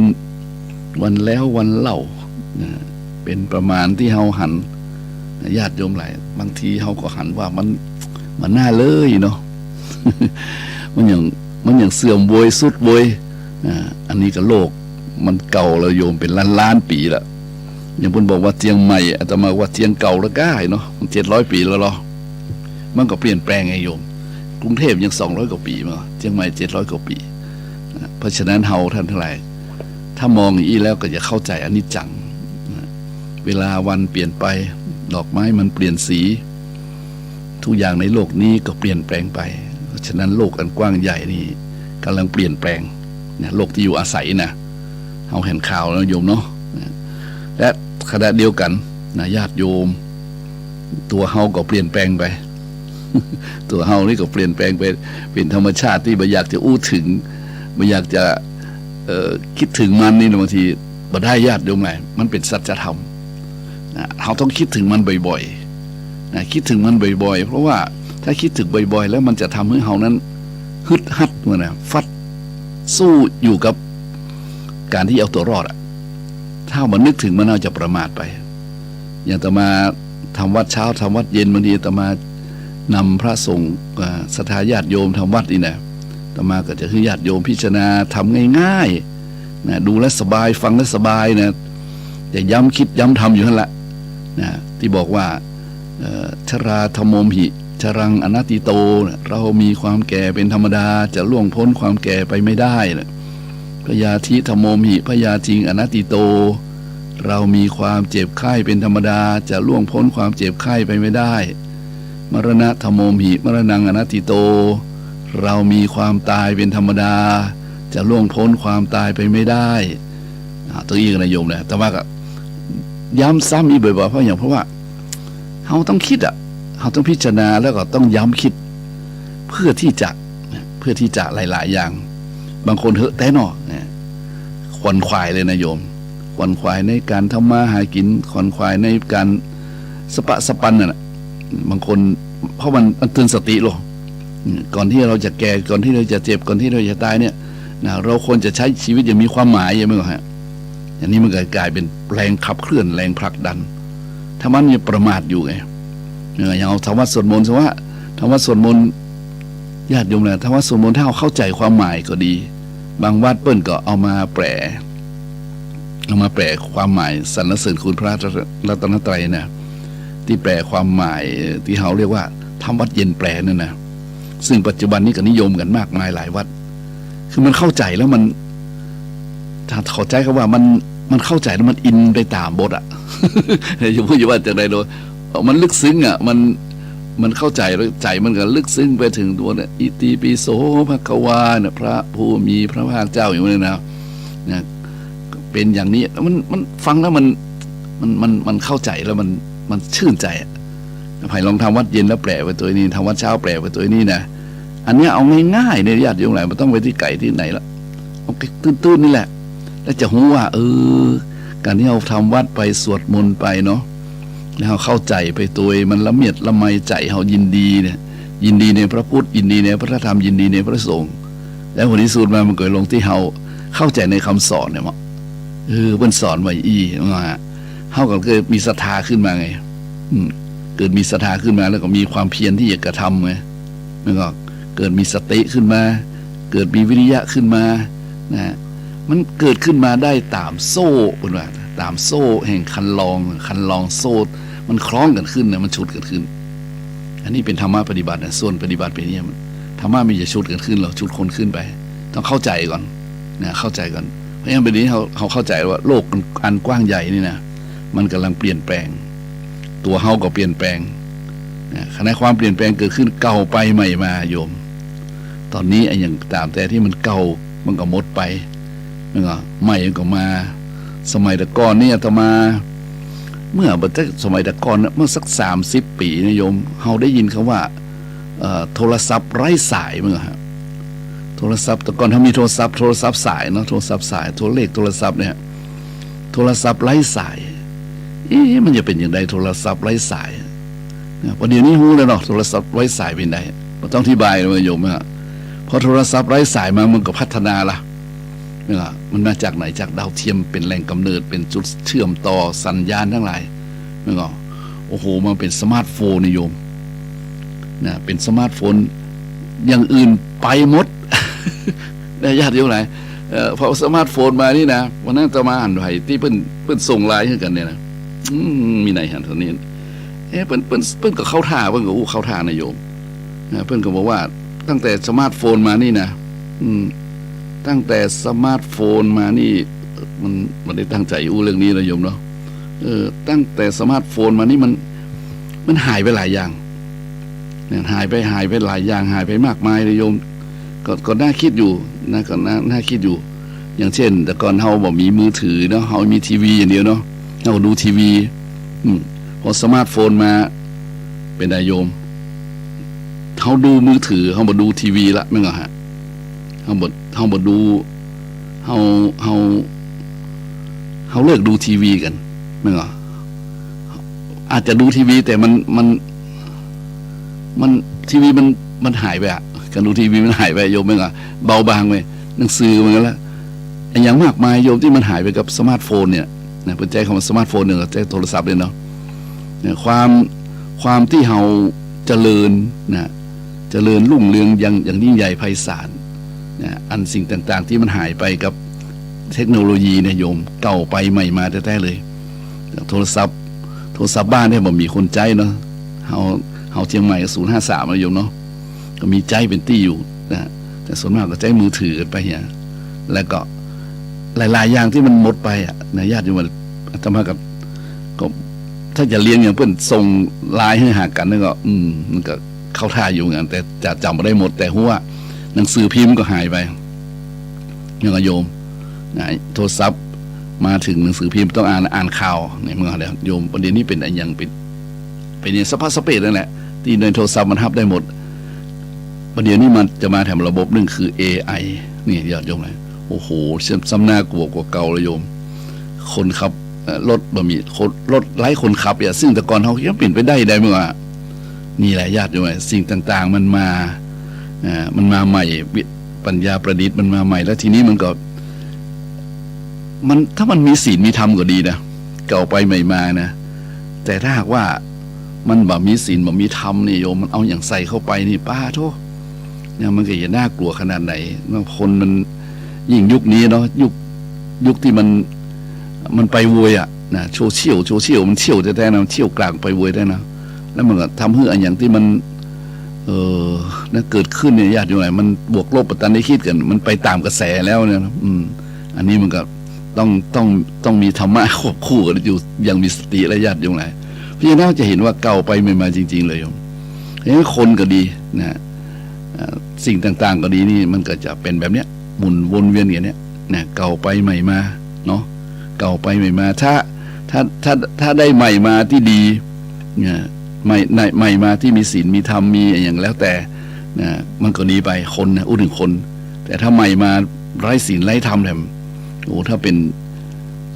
ญาติโยมแหละน่ากลัวอยู่ว่ามันจะมีความอย่างที่มันจะตัวมานะความพินาศจะตัวมาเพราะฉะนั้นโลกอันกว้างใหญ่เก่าไปใหม่มาคือญาติโยมพิจารณาตัวอีกกันเนาะแล้วก็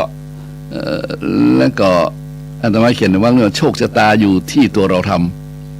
ำโชคชะตาบางคนโทษโชคชะตาเหรอมันเป็นเพราะโชคชะตาโชคชะตานี่เป็นคำดีเนี่ยโชคชะตานี่เป็นคำดีถ้าอาภัพอับโชคนี่บ่ดีนะโชคชะตานี่คือโชคชะตาหมายความว่าโชคว่าโชคดีเนาะชะตาที่มีความสุขมีความสบายเป็นโชคถูกหวยรวยเบอร์กันซื้อง่ายขายคล่องกันเนี่ยมีเงินมีทองมีเข้ามีของมีปี่มีน้องมีร่างกายที่สมบูรณ์เนี่ยโยมอันนี้มันเป็นโชคชะตาแต่ถ้ามันเป็นไม่ใช่โชคชะตามันจะเลวร้ายไปหมดบ่มีกินบ่มีใจบ่มีเงินบ่มีทองนะบ่อยนะบ่มีไม่มีนะบ่มีข้าวบ่มีของไม่มีข้าวไม่มีของนะไม่มีพี่ไม่มีน้องอยู่อย่างยากไร้เนี่ยมันอับโชคเพราะฉะนั้น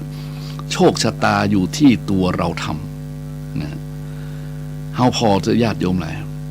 บางคนประสบทุกข์ภัยอย่างมากมายแต่บางคนไม่เป็นไรเลย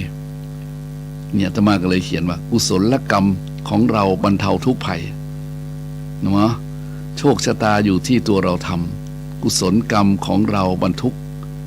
กุศลกรรมของเราบรรเทาทุกข์ภัยเปิ้นร้ายเฮาดีหมายว่าเปิ้นโชคร้ายเฮาโชคดีเปิ้นบ่มีเฮามีเปิ้นบ่มีเฮามีนะเปิ้นบ่รอดเฮารอดเนี่ยญาติโยมหลายเปิ้นอดยากลำบากเหลือเกินแต่เฮาสุขสมอารมณ์หมายจริงๆเฮาเป็นคนโชคดีไหมนี่แหละโชคชะตาอยู่ที่ตัวเราทำเพราะฉะนั้นกุศลกรรมที่เฮาทำไว้นั่นแหละญาติโยมหลายมันเป็นพลังขับเคลื่อนของเฮามันเทาทุกภัยเพราะฉะนั้นบางคนกลัวเนี่ยมีละอ่อนคนหนึ่งมาที่วัดแล้ว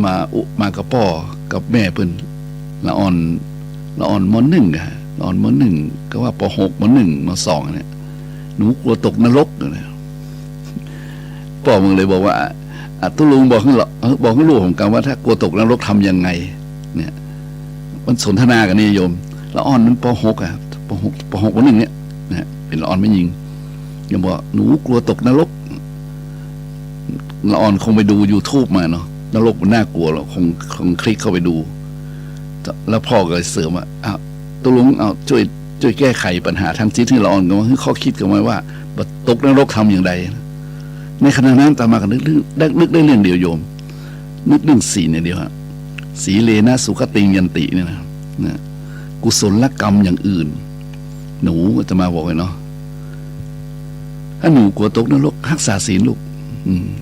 ศีล 5นี่แหละลูกดีที่สุดนะศีล 5คือบ่ฆ่าสัตว์ตัดชีวิตเนี่ยเป็นกุศลกรรมเลยนะเป็นกุศลกรรมบ่ฆ่าสัตว์ตัดชีวิตบ่ลักทรัพย์บ่ลักขโมยของคนนั้นคนนี้ของพ่อของแม่ของคนเพื่อนจะมาก็บอกไว้นะแล้วก็เป็นคนที่บ่มีความรักในวัยเรียนถ้ามีครอบครัวแล้วก็ต้องเป็นเด็กที่เป็นคนที่รักเดียวใจเดียวนะบ่แลเหลียวบ่ยุ่งเกี่ยวกับใครคนอื่นเมื่อประพฤติผิดบ่ได้มันจะตกนรกก็อวยนะแล้วก็บ่โกหกบ่เพ้อเจ้อบ่ส่อเสียดบ่นินทาบ่หยาบคายแล้วก็มีสติบ่ดื่มสุรายาเสพติดบ่คิดบ่ขายบ่ซื้อบ่เสพอย่างนั้นนะอู้ไปละอ่อนก็นั่งมองอยู่นี่อู้ตรงหน้าละอ่อนเนาะเอาก็นั่งฟังนั่งมองผลสุดก็อู้อธิบายไปละเอียดพอสมควรพอเสร็จแล้วละอ่อนมันก็น่าจืดขึ้นมางั้นต้องรักษาศีลก็โยมรักษาศีล 5นะศีล 5รู้จักไหมลูกรู้จักเนี่ยมันรู้จักศีล 5เพราะฉะนั้นถ้าหนูกลัวตกนรกหนูรักษาศีล 5ไว้ก่อนนะนี่กุศลกรรมเนี่ยนะของเราเนี่ยบรรเทาทุกข์ภัยกุศลกรรมของเราบรรเทาทุกข์ภัยเพราะฉะนั้นกุศลกรรมญาติโยมหลายมันเป็นของไผ่ของมันดังนั้นต่อมาถึงเขียนเพื่อมันเป็นคำคล้องจองพอโดนใจโยมว่า เนี่ยโชคชะตาอยู่ที่ตัวเราทำกุศลกรรมของเราบรรเทาทุกภัยกุศลกรรมของเราเนี่ยเมื่อละอ่อนมันกลัวตกนรกยังไงนี่แหละเพราะว่ากุศลกรรมนั้นในทางพระพุทธศาสนาตึงวางหลักไว้แล้ว3อย่างแน่นอนทาน1ศีล1ภาวนา1ว่าทานามัยศีลมัยภาวนามัยเนี่ยเราต้องเข้าใจกันอยู่แล้วเนี่ยแต่ละอ่อนมันมีสตังเตื้อละอ่อนมันเฮียนมาจบเตื้อก็คือมันรักษาศีลศีลมัยรักษาศีลไปมันก็พออุ้ยเกิดความเข้าใจเลยมาบอกให้ญาติโยมว่ากุศลกรรมของเราเนี่ยบรรเทาทุกข์ภัยได้เราเห็นเป็นสังคมที่มันปัจจุบันนี้เนาะมันฆ่ากันอะโยมมันฆ่ากันตายพ่อยังฆ่าลูกเขยลุงข่าวว่าพ่อฆ่าลูกเขยพ่อนี่เอาเห็นข่าวนะน่ากลัวมากเอามีดขอโยมมีดขอยาวที่เขาใจฟันหญ้าฟันหัวฟันหญ้าที่มาขึ้นหัวมีดขอนะบันขอลูกซับลูกเขยนะซับลูกเขยทำไมอ่ะทำไมต้องฆ่ากันขนาดนั้นเพิ่นยับได้ก็สารภาพมันบ่เคารพนับถือผมเนี่ยมันบ่หันผมในสายตาอู้จาเยาะเย้ยทำสายตาดูหมิ่นดูแคลนเนี่ยอยู่ด้วยกันเนาะคนหนึ่งก็เป็นลูกเขยคนหนึ่งก็เป็นพ่อตาความจริงแล้วมันต้องรักเคารพอินดูอยู่ด้วยกันได้มั้งแต่นี่มันขาดตรงนี้ไงพอมันขาดตรงนี้ปุ๊บมันก็เลยคงจะอยู่ด้วยกันแบบอึดอัดอ่ะนะพ่อตานี่ก็ต้องเป็นผู้ใหญ่ในบ้านเนี่ยพ่อเมียนะโยมเนาะพ่อของผัวพ่อของเมียนี่เคารพนับถืออยู่แล้วเขาต้องเข้าใจอ่ะเนี่ยเพราะว่าเป็นผู้ใหญ่เนี่ยของฝ่ายผู้หญิงฝ่ายผู้ชายต้องให้เกียรติแต่นี่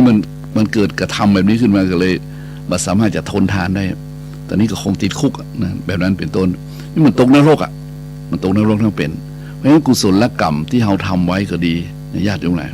มันจะบรรเทาทุกข์ภัยบางคนถึงคราวที่ไปกับหมู่กับคณะโยม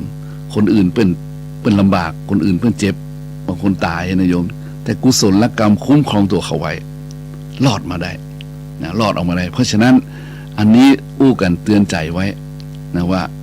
คนเฮาท่านทั้งหลายโชคชะตาอยู่ที่ตัวเราทำเนี่ยกุศลกรรมของเราบรรเทาทุกภัยได้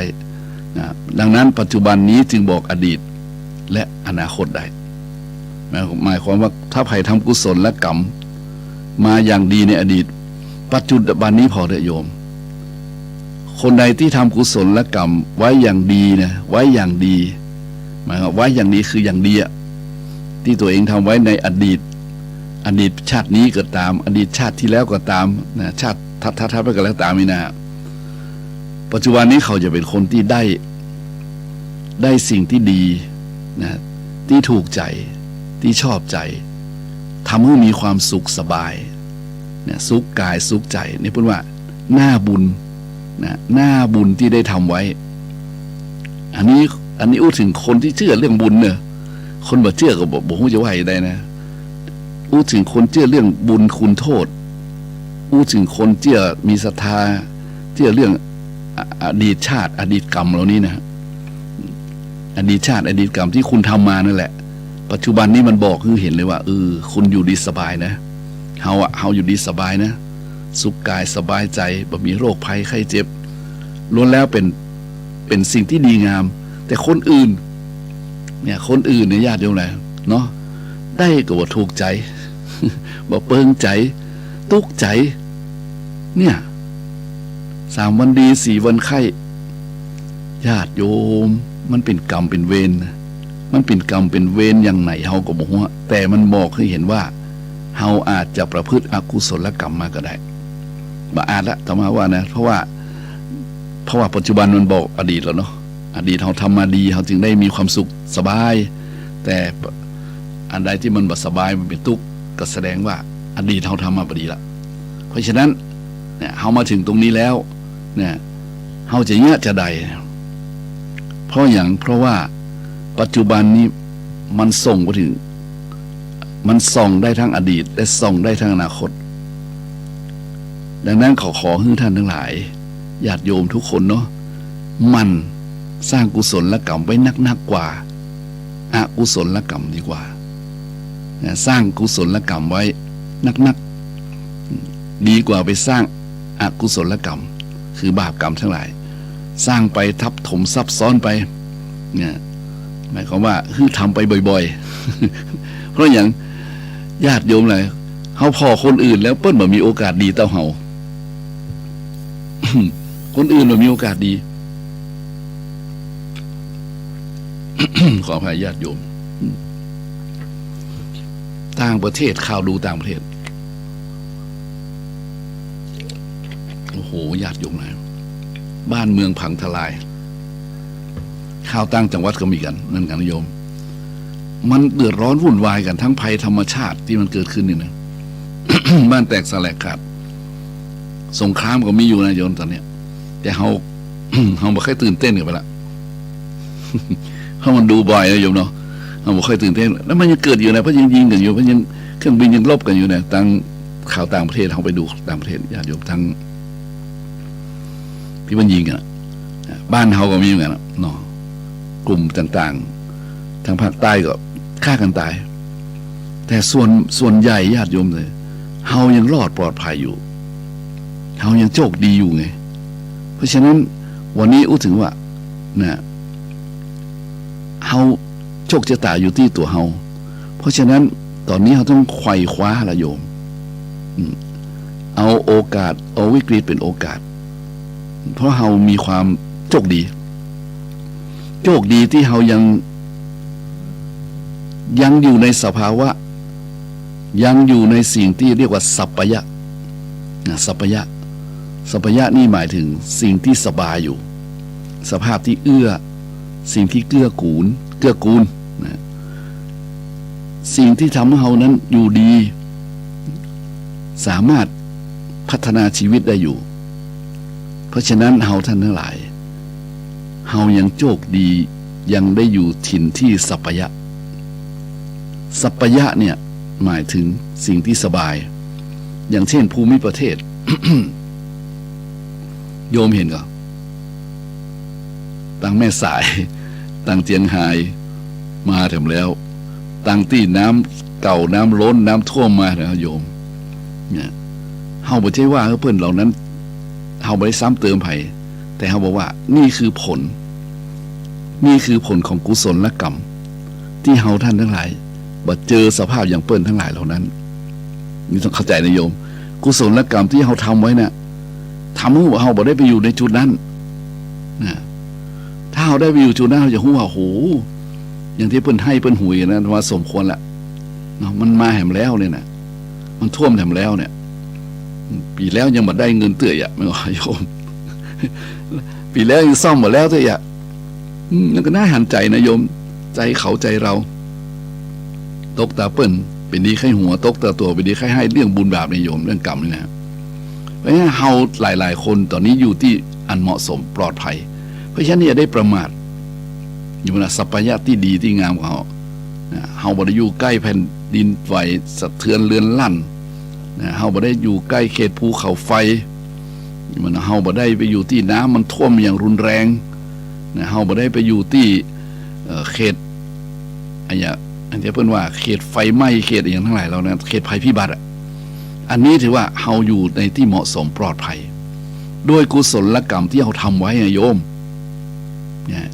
ด้วยกุศลกรรมที่เราทำไว้เนี่ยมันจึงช่วยทำให้เราอยู่ได้อยู่ปลอดภัยอยู่นะยังสบายอยู่เนี่ยเพราะฉะนั้นได้ประมาทส่วนคนที่เจอแบบแจ็คพอตเนี่ย3 วันดี4 วันไข้ก็ดีมรสุมชีวิตก็ดีหรือว่าติดขัดอะไรอย่างต่างๆนานาเรื่องภัยธรรมชาติอย่างที่ประเดี๋ยวนี้มันเกิดขึ้นนี่นะญาติโยมหลายอย่าไปคิดด่วนฆ่าตัวตายเพราะเหมือนกับที่มาลงข่าวเนี่ย2 คนหนุ่มสาวไปอยู่ที่สะพานแล้วก็กอดคอกันโดดลงน้ำปัญหาหนี้สินญาติโยมหลาย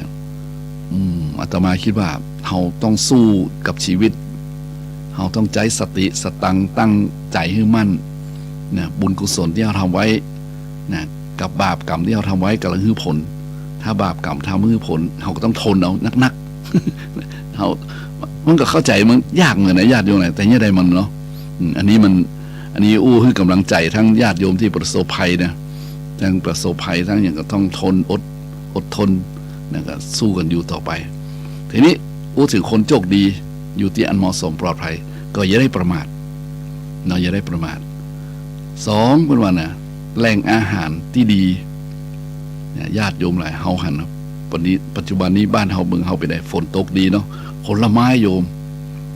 ญาติโยมดูข่าวผลไม้รากไม้ทุเรียนนี่โหนะทุเรียนที่ว่าแปลงนี่นะประเด็นนี้ถูกมันก็ผลไม้ถูกทีนี้ที่มันถูกเพราะอย่างเนี่ยญาติโยมนะมันแปลงมันปลูกมันแก่นมันดีอ่ะสภาพดินฟ้าอากาศมันดีมันอำนวยเนาะญาติโยมนะมันก็มีส่วนที่โชคดีอ่ะได้กินได้ใจได้กินได้ใจได้ครบเรียกว่าถ้าภาษาพระนี่เป็นว่าสถานที่เที่ยวบิณฑบาตที่เหมาะพอดีถ้าอู้กับสัญชาญาติโยมอ่ะของญาติโยมนี้ก็แหล่งค้าขายที่ดีแหล่งซื้อกินที่ดีเพราะฉะนั้นไผ่ได้สิ่งเหล่านี้แล้วถือว่าเป็นคนโชคดีนะโยมเนี่ยมันมีแหล่งอาหารที่อำนวยนะทำให้เราสามารถซื้อเลือกบางที่มันไม่ใช่มีญาติโยมอะไรบางที่ลำบากนะเข้าบ่ถึงเนี่ยโยมเพราะฉะนั้นคนที่โชคดีเหล่านี้ก็เพราะกุศลกรรมที่คุณทำไว้เนี่ยตัวเองทำไว้อย่างดีแหละนะมันเลยกลายเป็นปฏิรูปประเทศไงใช่ปฏิรูปประเทศเพราะฉะนั้นบางคนอธิษฐานไว้นะเกิดมาขอให้ได้เกิดในปฏิรูปประเทศเขตที่มีความสะดวกสบายนะสะดวกสบายทั้งที่อยู่อันเหมาะสมปลอดภัยและก็ทั้งเรื่องอาหารการกินนะที่อยู่ที่รับที่นอนและก็ทั้งเลยว่านะทั้งอยู่กับผู้คนทั้งหลายนะได้อู้กับคนทั้งหลายนะเป็นคนที่มีความเห็นถูกเป็นคนที่มีคุณธรรมเป็นคนที่มีปัญญา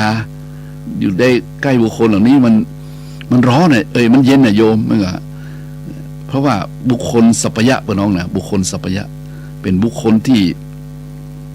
มีทัศนคติคล้ายๆกันมองเห็นบาปบุญคุณโทษเห็นประโยชน์ไม่ใช่ประโยชน์เหมือนกันเพราะว่าทัศนคติใกล้ๆกันถ้าได้อยู่กับคนเหล่านี้นะเป็นบุคคลที่มีคุณธรรมมีคุณเรียกว่าน้ำใจไมตรีมีเมตตาเหล่านี้ญาติโยมหลายมันอยู่แล้วมันบ่ฮ้อนได้นะเป็นความสุขนะโยมงั้นบางคนประกาศว่าจะขายที่บ้านละไปอยากใกล้คนหมู่นี้นะ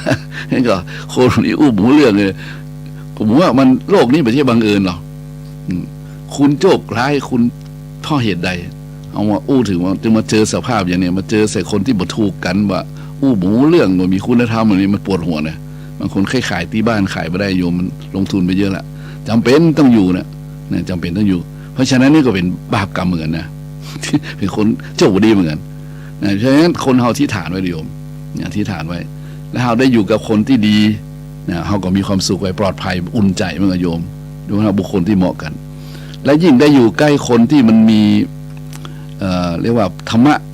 ใกล้เคียงกันนะหมายความว่าธรรมะใกล้เคียงกันอย่างที่เราบอกว่าคนที่มันอยู่ด้วยกันสมะชีวิตตาเนี่ยนะสมะชีวิตตาก็คือชีวิตที่เหมาะสมเนี่ยอย่างเปิ้ลบอกว่ามันเสมอกันสมะเสมอเนี่ยเสมอกันคือฮื้อตานก็เสมอกันเนี่ยรักษาศีลก็เสมอกันปัญญาก็เสมอกันนี่มันอู้กันม่วนเลยโยมมันเข้ากันได้อะอย่างเวลาเข้าเป็นปีเป็นคุยนะถ้าเราอู้กันไปเมินมันยิ่งม่วนมันยิ่งออกอรรถรสนี่นะเพราะว่าถ้าภาษาพระว่าพัสสะสัพพยะนะพัสสะสัพพยะการพูดคุยกับคนที่เข้าใจธรรมเหมือนกันนะเข้าใจโลกเหมือนกันหรือทิศทางเดียวกันเช่นเป็นช่างนี่เนาะก็คุยเรื่องช่างเป็นนักร้องเป็นอย่างต่างๆนานาเนี่ยมันคุยกันมันม่วนเลยโยมอันนี้ต้องพูดถึงสมัยพุทธกาลก็มีนะแต่มันเคยเล่าญาติโยมฟังแล้วว่าขณะนั้นที่เชตวันนะบ่ายเวลาบ่ายเนาะเป็นเล่าไว้ในพระสูตรในวิหารเชตวันอันกว้างใหญ่ไพศาลแล้วก็มีพระพุทธประธานพระพุทธเจ้าเป็นประธานตอนนั้นพระพุทธเจ้าก็มีพระชนอยู่ด้วยอย่างม่วนโยมอย่างโยมคอยตามนึกถึงเนาะแล้วก็ขณะนั้นก็มีพระสงฆ์ก็มาไหว้มากราบมาฟังธรรมทีนี้ตอนบ่ายมันก็พักผ่อนเพิ่งก่อนในครั้งอยู่เป็นกลุ่มอยู่เป็นกลุ่มนะอยู่เป็นกลุ่มเช่นกลุ่มใดก็มีหัวหน้ากลุ่มแล้วมีพระอาวุโสอย่างเช่นกลุ่มของพระสารีบุตร นะกลุ่มหนึ่งกลุ่มของพระโมคคัลลานะกลุ่มหนึ่งกลุ่มของพระกัสสปะแห่งกลุ่มหนึ่งนะกลุ่มของพระศิวลีแห่งกลุ่มหนึ่งนะญาติโยมแหละทีนี้พระอานนท์เนี่ยเพิ่นจ้างสังเกตเนี่ยเพิ่นจ้างสังเกตเพิ่นไปกราบทูลพระเจ้าว่าพระองค์เขาเจ้าข้าดูดินะแปลกเนาะนะแปลกดีหนอพระเจ้าข้าเนี่ยทำไมพระสงฆ์จึงอยู่เป็นกลุ่มอย่างนี้บางทีก็ไปอยู่กับพระโมคคัลลานะบางทีก็ไปอยู่กับพระสารีบุตรบางทีก็ไปอยู่กับพระกัสสปะเนี่ยนะพระพุทธเจ้าว่าอะไรตอนนั้น โอ้อานนท์นะบุคคลเหล่าใดนะที่ใจเสมอกันเนี่ยใจเสมอกันคือทั้งชอบทั้งฤทธิ์ก็ไปทางโมคคัลลานะถ้าชอบทางธรรมะก็ไปทางพระสารีบุตรนะถ้าชอบทางเรื่องอย่างต่างๆนะสันโดษก็ไปทางพระกัสสปะญาติโยมแหละเอานี้มาประมวลได้ว่าคนเฮานี่มีทัศนะอีแต่เลยนะเพราะฉะนั้นบางคนเนี่ยอยู่ด้วยกันอู้ด้วยกันม่วนนะถูกอกถูกใจอยู่ด้วยกันไปนี่ก็แสดงว่านะเป็นคนที่โชคดีนะโชคดีเฮาลองดูได้ญาติโยมปัจจุบันเฮาอยู่กับคนที่ครอบครัวเฮามีผัวมีเมียมีลูกไปในห้องทัศนคติขัดแย้งกันไหมบางคนอยู่กันจนอย่างที่ว่าถือไม้เท้ายอดทองกระบองยอดเพชรนะใจเด็ดนะญาติโยมไหนเพราะอย่างพ่อนี่สิ่งนี้เรื่องนี้แหละนะคือมันอู้กันทุกเรื่องนะแล้วมันเข้าใจกันทัศนคติบักไก่กันแล้วก็เป็นบุคคลที่เชื่อในลักษณะเดียวกันคือมีศรัทธาเสมอกันคือรักษาศีลกันเสมอกันและก็ยังเป็นคนที่มีปัญญาใกล้ๆเคียงกันนะญาติโยมเพราะฉะนั้นท่านทั้งหลายบัดนี้เฮาอยู่ในโลกอันกว้างใหญ่ไพศาลอย่างกว้างใหญ่ไพศาลเก่าไปใหม่มา โชคชะตาทั้งหลายบ่ต้องไปโทษคนอื่นนะโยมโทษอยู่ที่ตัวเฮาทำกุศลและกรรมที่เฮาสร้างนะอย่างที่เขาเขียนไว้บอกว่าอย่าโกรธโทษไทยเทวานะอย่าโกรธโทษภูผาย่านกว้างอย่าโกรธโทษวงศามิตรญาติโทษแต่กรรมเราสร้างก่อให้เป็นเองหรือโทษแต่กรรมเขาสร้างก่อให้เป็นเองประมาณนี้อันนี้ก็เพื่อเตือนจิตสกิดใจว่าปัจจุบันนี้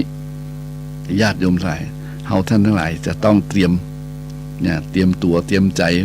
มองไกลๆมีน้ำใจไมตรีนะยินดีในสุจริตทั้งสามนะคือกายสุจริตวจีสุจริตมโนสุจริตนะเห็นชอบเห็นถูกตามทำนองครองธรรมเนี่ยเจือบุญเจือบาปกรรมทำไปเป็นกุศลกรรมสะสมนะเป็นกุศลกรรมสะสมนะญาติโยมเลยถ้ามันสะสมกุศลกรรมไปเรื่อยๆจากวันเป็นเดือนจากเดือนเป็นปีนะโยมพอเฮาเพิ่นว่าจากเดือนเป็นปีแล้วจากปีได้กลายเป็นหลายๆปีทับซ้อนรวมเป็นชาติหนึ่งโยมโปรดโทษญาติโยมแหละเพราะฉะนั้นเพิ่นฮ้องว่าในสังสารวัฏคือการเวียนว่ายตายเกิดนี้เฮาบ่ต้องกลัวตกอับลำบากยากจนเฮาบ่ต้องเป็นคนกลัวว่าจะต้องเป็นอย่างโน้นอย่างนี้ละนะเพราะกุศลกรรมมันค้ำเอาไว้นี่มาอุปมานี่นะกุศลกรรมมันค้ำเอาไว้นะถ้าเฮามีเคราะห์มีกรรมเฮาไปสะเดาะเคราะห์สะเดาะกรรมญาติโยมมันชงเลยว่าถ้าเป็นเคราะห์เป็นกรรมเป็นบาปนั้นมันทำใจได้ยากนะมันเศร้ามันเสียใจมันเสียดายมันบ่ม่วนนะมันติดขัดไปหมดแต่ถ้ามันเป็นกุศลกรรมเมื่อใดนี่มันผ่องใสใจเป็นสุขประมาณนี้แหละโยมนะเพราะฉะนั้นโลกอันกว้างใหญ่เก่าไปเก่ามาโจกชะตาอยู่ที่ตัวเฮาทำกุศลและกรรมของเฮาบรรเทาทุกข์ภัยปัจจุบันจึงบอกอดีตและอนาคตได้เพราะฉะนั้นเฮาอยู่ในปัจจุบันเฮาก็ส่องไปอนาคตทำกุศลและกรรมนะซ้ำซากกันเลยทำกุศลกรรมไปเรื่อยๆนะทำกุศลกรรมอย่างต่อเนื่องโดยมีศรัทธาเป็นที่ตั้งนะมีศรัทธาที่ตั้งมีศรัทธาต่อพระพุทธเจ้านะมีศรัทธาต่อที่การกระทำตามพระธรรมคำสอนศรัทธาในพระธรรมศรัทธาในพระสงฆ์ที่เพิ่นมาบอกมากล่าวคือแยกแยะนะบุคคลก็คือส่วนบุคคลนะญาติโยมหลายนะส่วนรวมก็คือส่วนรวมนะโลกนี้มันเป็นไปด้วยกันหมดญาติโยมหลายมันก็มีถ้าอู้ถึงเหรียญก็มีสองด้านอยู่แล้วเพราะฉะนั้นก็แยกแยะโดยเหตุโดยผลนะโดยตัวเก่าจะไปเซิงจะไปเนิ้งจะไปเอ็นจะไปเอียงด้วยอคติและเราจะรู้สึกว่าเราได้ช่วยเหลือสังคมเราได้ช่วยเหลือพระพุทธศาสนาเรามีศรัทธานี้จะสามารถพัฒนาทั้งตัวเราและคนอื่นได้อย่างดีแน่ญาติโยมวันนี้อาตมามีธรรมะ เหล่านี้เมื่อญาติโยมฟังพินิจพิจารณาร่วมกันเนาะเดี๋ยวซ้ายแลขวา ญาติโยมทั้งหลายก็เวลาก็ยังเหลือแถมสักเป็นหลายนาทีอยู่เนาะเป็นหลายนาทีอยู่ฉะนั้นก็เปิดสายญาติโยมโทรเข้ามาพร้อมไกลเนอะเนี่ย053-114-332ญาติโยมเลย053-114-332ที่นี่รายการธรรมะสว่างใจธรรมะเพื่อการสืบสารนะและเพิ่มแรงบันดาลใจวัดชัยสถานออกทางสถานในวิคืนเนี้ยนะ96ญาติโยมหลายและก็แถมคืน104.5นะแต่104.5ตอนบ่ายวะเนอะแต่อาจจะใช่วันนี้ก็ได้นะเอาไปแทนรายการบางรายการเพราะฉะนั้นญาติโยมหลายคนเฮาอยู่เดินไปเนาะบางทีมันก็มีการทะเลาะเบาะแว้งเหยียดแย้งขัดแย้งซึ่งกันและกันบางทีมันก็เหมือนกับ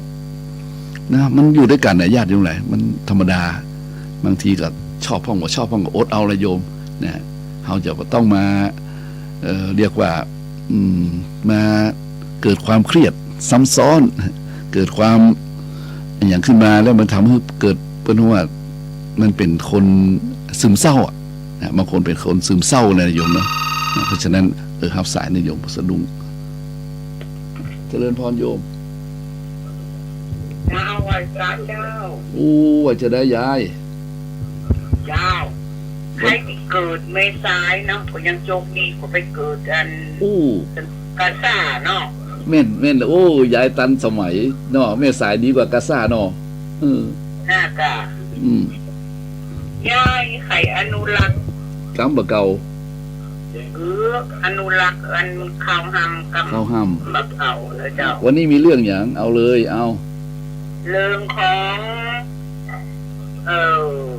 นั้นเยี่ยมเนาะเอาว่าไปเอาลองดูเด้อลองดูก่อนเจ้าดีพระดีบ่มีออกข่าวบ่มีเรื่องราวเป็นข่าวบ่ดีออกข่าววันคำก็ออกทีวีกูสถานีว่าเป็นความจริงข่าวใหม่ตอนนี้ที่วัดไรหิงมีข่าวอ้างอิงโกงเงินวัดเจ้าเป็น300 ล้านเมื่อนานแต่เล่าได้ฟังแล้วเจ้าบ่สบายใจพอเป็นวัดดังศรัทธาทั้งหลายนิยมกันไปทำบุญที่หันแต่หันข่าวแล้วอกตีบใจตันก็พุทธเท่านั้นเป็นอย่างอีกาจะทำบุญยังเลยมดศรัทธานานแย้มเอามาออนไลน์มดเจ้า เอาไปซ่อมแซมวัดล่างวัดเก่าก็ดีกะเจ้าเลยนาวัดบ้านนอกเอาเงินเป็นล้านกาบ่มีเลยนาเป็นล้านนะเจ้าตอนแนวเขียนนาทีเดียวนะเจ้าเดี๋ยวยายโยมอายุเท่าไหร่นะยายโอ้สุดยอดเลยอ่ะยายแต่งได้เก่งนะโยมนะมีอารมณ์โอ้โหมันเป็นแบบว่าเป็นข้าวเลยโยมนะขอแสดงความยินดีครับยายเนาะที่อ่านข่าวให้ฟังแล้วทีนี้ขอให้ยายเขียนแบบสร้างสรรค์นะโยมมันสร้างสรรค์ก็บอกว่ากันนะอารมณ์ศิลปินนี่มันเป็นไปตามเหตุการณ์เนาะเพื่อเขียนของเพื่อนก็ดีอยู่ยองวันหน้าวันตายายว่างๆลองเขียนข้าวมายายเนี่ยเขียนข้าวแบบห้ามข้าวเลยนะข้าวห้ามก็ได้อยู่ที่แม่สายดีกว่ากาซ่าอีกโยมตะเกียเนาะอยู่เมืองไทยดีกว่าต่างประเทศเนี่ยโยมยายเนี่ยถ้าเขียนทำนองนี้เพื่อเป็นการให้กำลังใจซึ่งกันและกันเพราะว่ารายการนี้มันเป็นการสืบสารนะสืบสารเพื่อการเพิ่มแรงบันดาลใจอย่างเฮาอยู่ในเมืองไทยตอนนี้เนาะภาวะของเฮาหันข่าวเห็นในอย่างต่างๆนั้นเนี่ยญาติโยมอาตมาก็เข้าใจหัวใจโยมเข้าใจหัวใจพระเข้าใจกุศลกุอย่างเนาะแต่ทีนี้เนี่ยเฮาจะจะใดเยียวยาประคับประคองเนี่ยเยียวยาประคับประคองอาตมาก็ชอบนะที่โยมแต่งข้าวเป็นจริงๆเนี่ยแต่ขอให้ทำนองเยียวยาประคับประคองนะเพราะว่ามันมีกรรมหั่นกรรมใหญ่4 เท้ายังรู้พลาดนักปราชญ์ยังรู้พลั้งนะทุกอย่างนะทุกคนระวังนะแต่มันมีกิเลสมีกรรมมีวิบากอาตมาก็เลยเป็นคนไม่ค่อยชอบซ้ำเติมหรือว่า อันอย่างเกิดขึ้นแล้วมันก็ขอให้ข้อคิดสะกิดใจกันว่าเนาะเฮาจะเนี่ยจะได้ประคับประคองกันไปเนี่ยเฮาก็พยายามที่จะบ่ฮื้อเรือเฮาจมบวย เรือเฮาจมคือในเรือของเฮาเนี่ยมีพุทธบริษัทตั้งหลายญาติโยมทั้งหลายก็เป็นอุบาสกอุบาสิกาบริษัทนะอาตมาภาพก็เป็นภิกษุบริษัทสามเณรบริษัทภิกษุณีบริษัทแล้วเนี่ยเฮาก็ช่วยกันประคับประคองอยู่เพราะฉะนั้นขอยายนะอยากกี้ยายฟังวางทำฟังวางโทรศัพท์ไปก่อนแต่งข้าวสักคำนะอยู่ยังมีกำลังใจนะอยู่เมืองไทยดีกว่าอยู่ที่มัน ที่มันยุ่งยากกว่านี้ยายเนาะถ้าอย่างนั้นฝากถึงยายด้วยตะกี้จะอู้กับยายนะยายอายุเท่าใดกับหมู่เนาะเป็นอนุรักษ์ข้าวห้ำดีนะยายถ้าออกรายการที่ไหนได้ก็ออกไป เพื่อให้มันเกิดกำลังใจนะเกิดกำลังใจเพราะว่าคนเฮามันน้องโยมน้องบางทีมันเฮาต้องประคับประคองใจเยียวยาใจกันไปเฮาช่วยเหลือสังคมอย่างอื่นมาได้ก็ช่วยให้กำลังใจเพื่อนบอกไว้เราพระพุทธเจ้านึกบอกไว้เราเฮาช่วยกันนี่นะฮื้อนี่นะโยมเท่าฮื้อตานบ่ได้นะเพราะว่าเฮาบ่มีทรัพย์เงินทองเข้าของอย่างเนาะเฮาก็ฮื้ออย่างอื่นได้เช่นฮื้อความคิดฮื้อกำลังใจนะฮื้อความคิดฮื้อกำลังใจฮื้อการเสนอแนะต่างๆเหล่านี้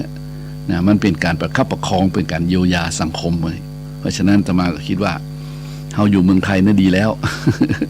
อาตมาก็ซ้ำบ่ค่อยเก่งเรื่องข้ามข้าวนะโยมแต่จะอู้ถึงเพลงสักเพลงหนึ่งได้แล้วเนาะนี่นามีปลาในนามีข้าวนะโยมนะแผ่นดินของเขานี่แสนอุดมสมบูรณ์เนาะเพราะงั้นเฮาจงฮักและเฮาจงยินดีและถือว่าเฮานี่โชคดีเฮาเกิดมาในสิ่งที่เหมาะสมเป็นว่าสัพพยะดีที่เก่าเนาะสัพพยะที่อู้ถึงตะกี้นี่สัพพยะคือสิ่งที่เหมาะสมสิ่งแวดล้อมที่เหมาะสมนะซึ่งมันเป็นการทำให้เฮานั้นสะดวกสบายเพราะว่าสัพพยะที่ดีมันเกื้อกูลในการอยู่เป็นแม้แต่พระเจ้าพระสงฆ์มันเกื้อกูลในการประพฤติปฏิบัติธรรมนะแล้วมันเป็นไปด้วยความสุขกายสบายใจนะเพราะฉะนั้นเฮาได้อยู่ที่ดีเหมาะสมนะเฮาได้อยู่ที่การคมนาคมไปมาสะดวก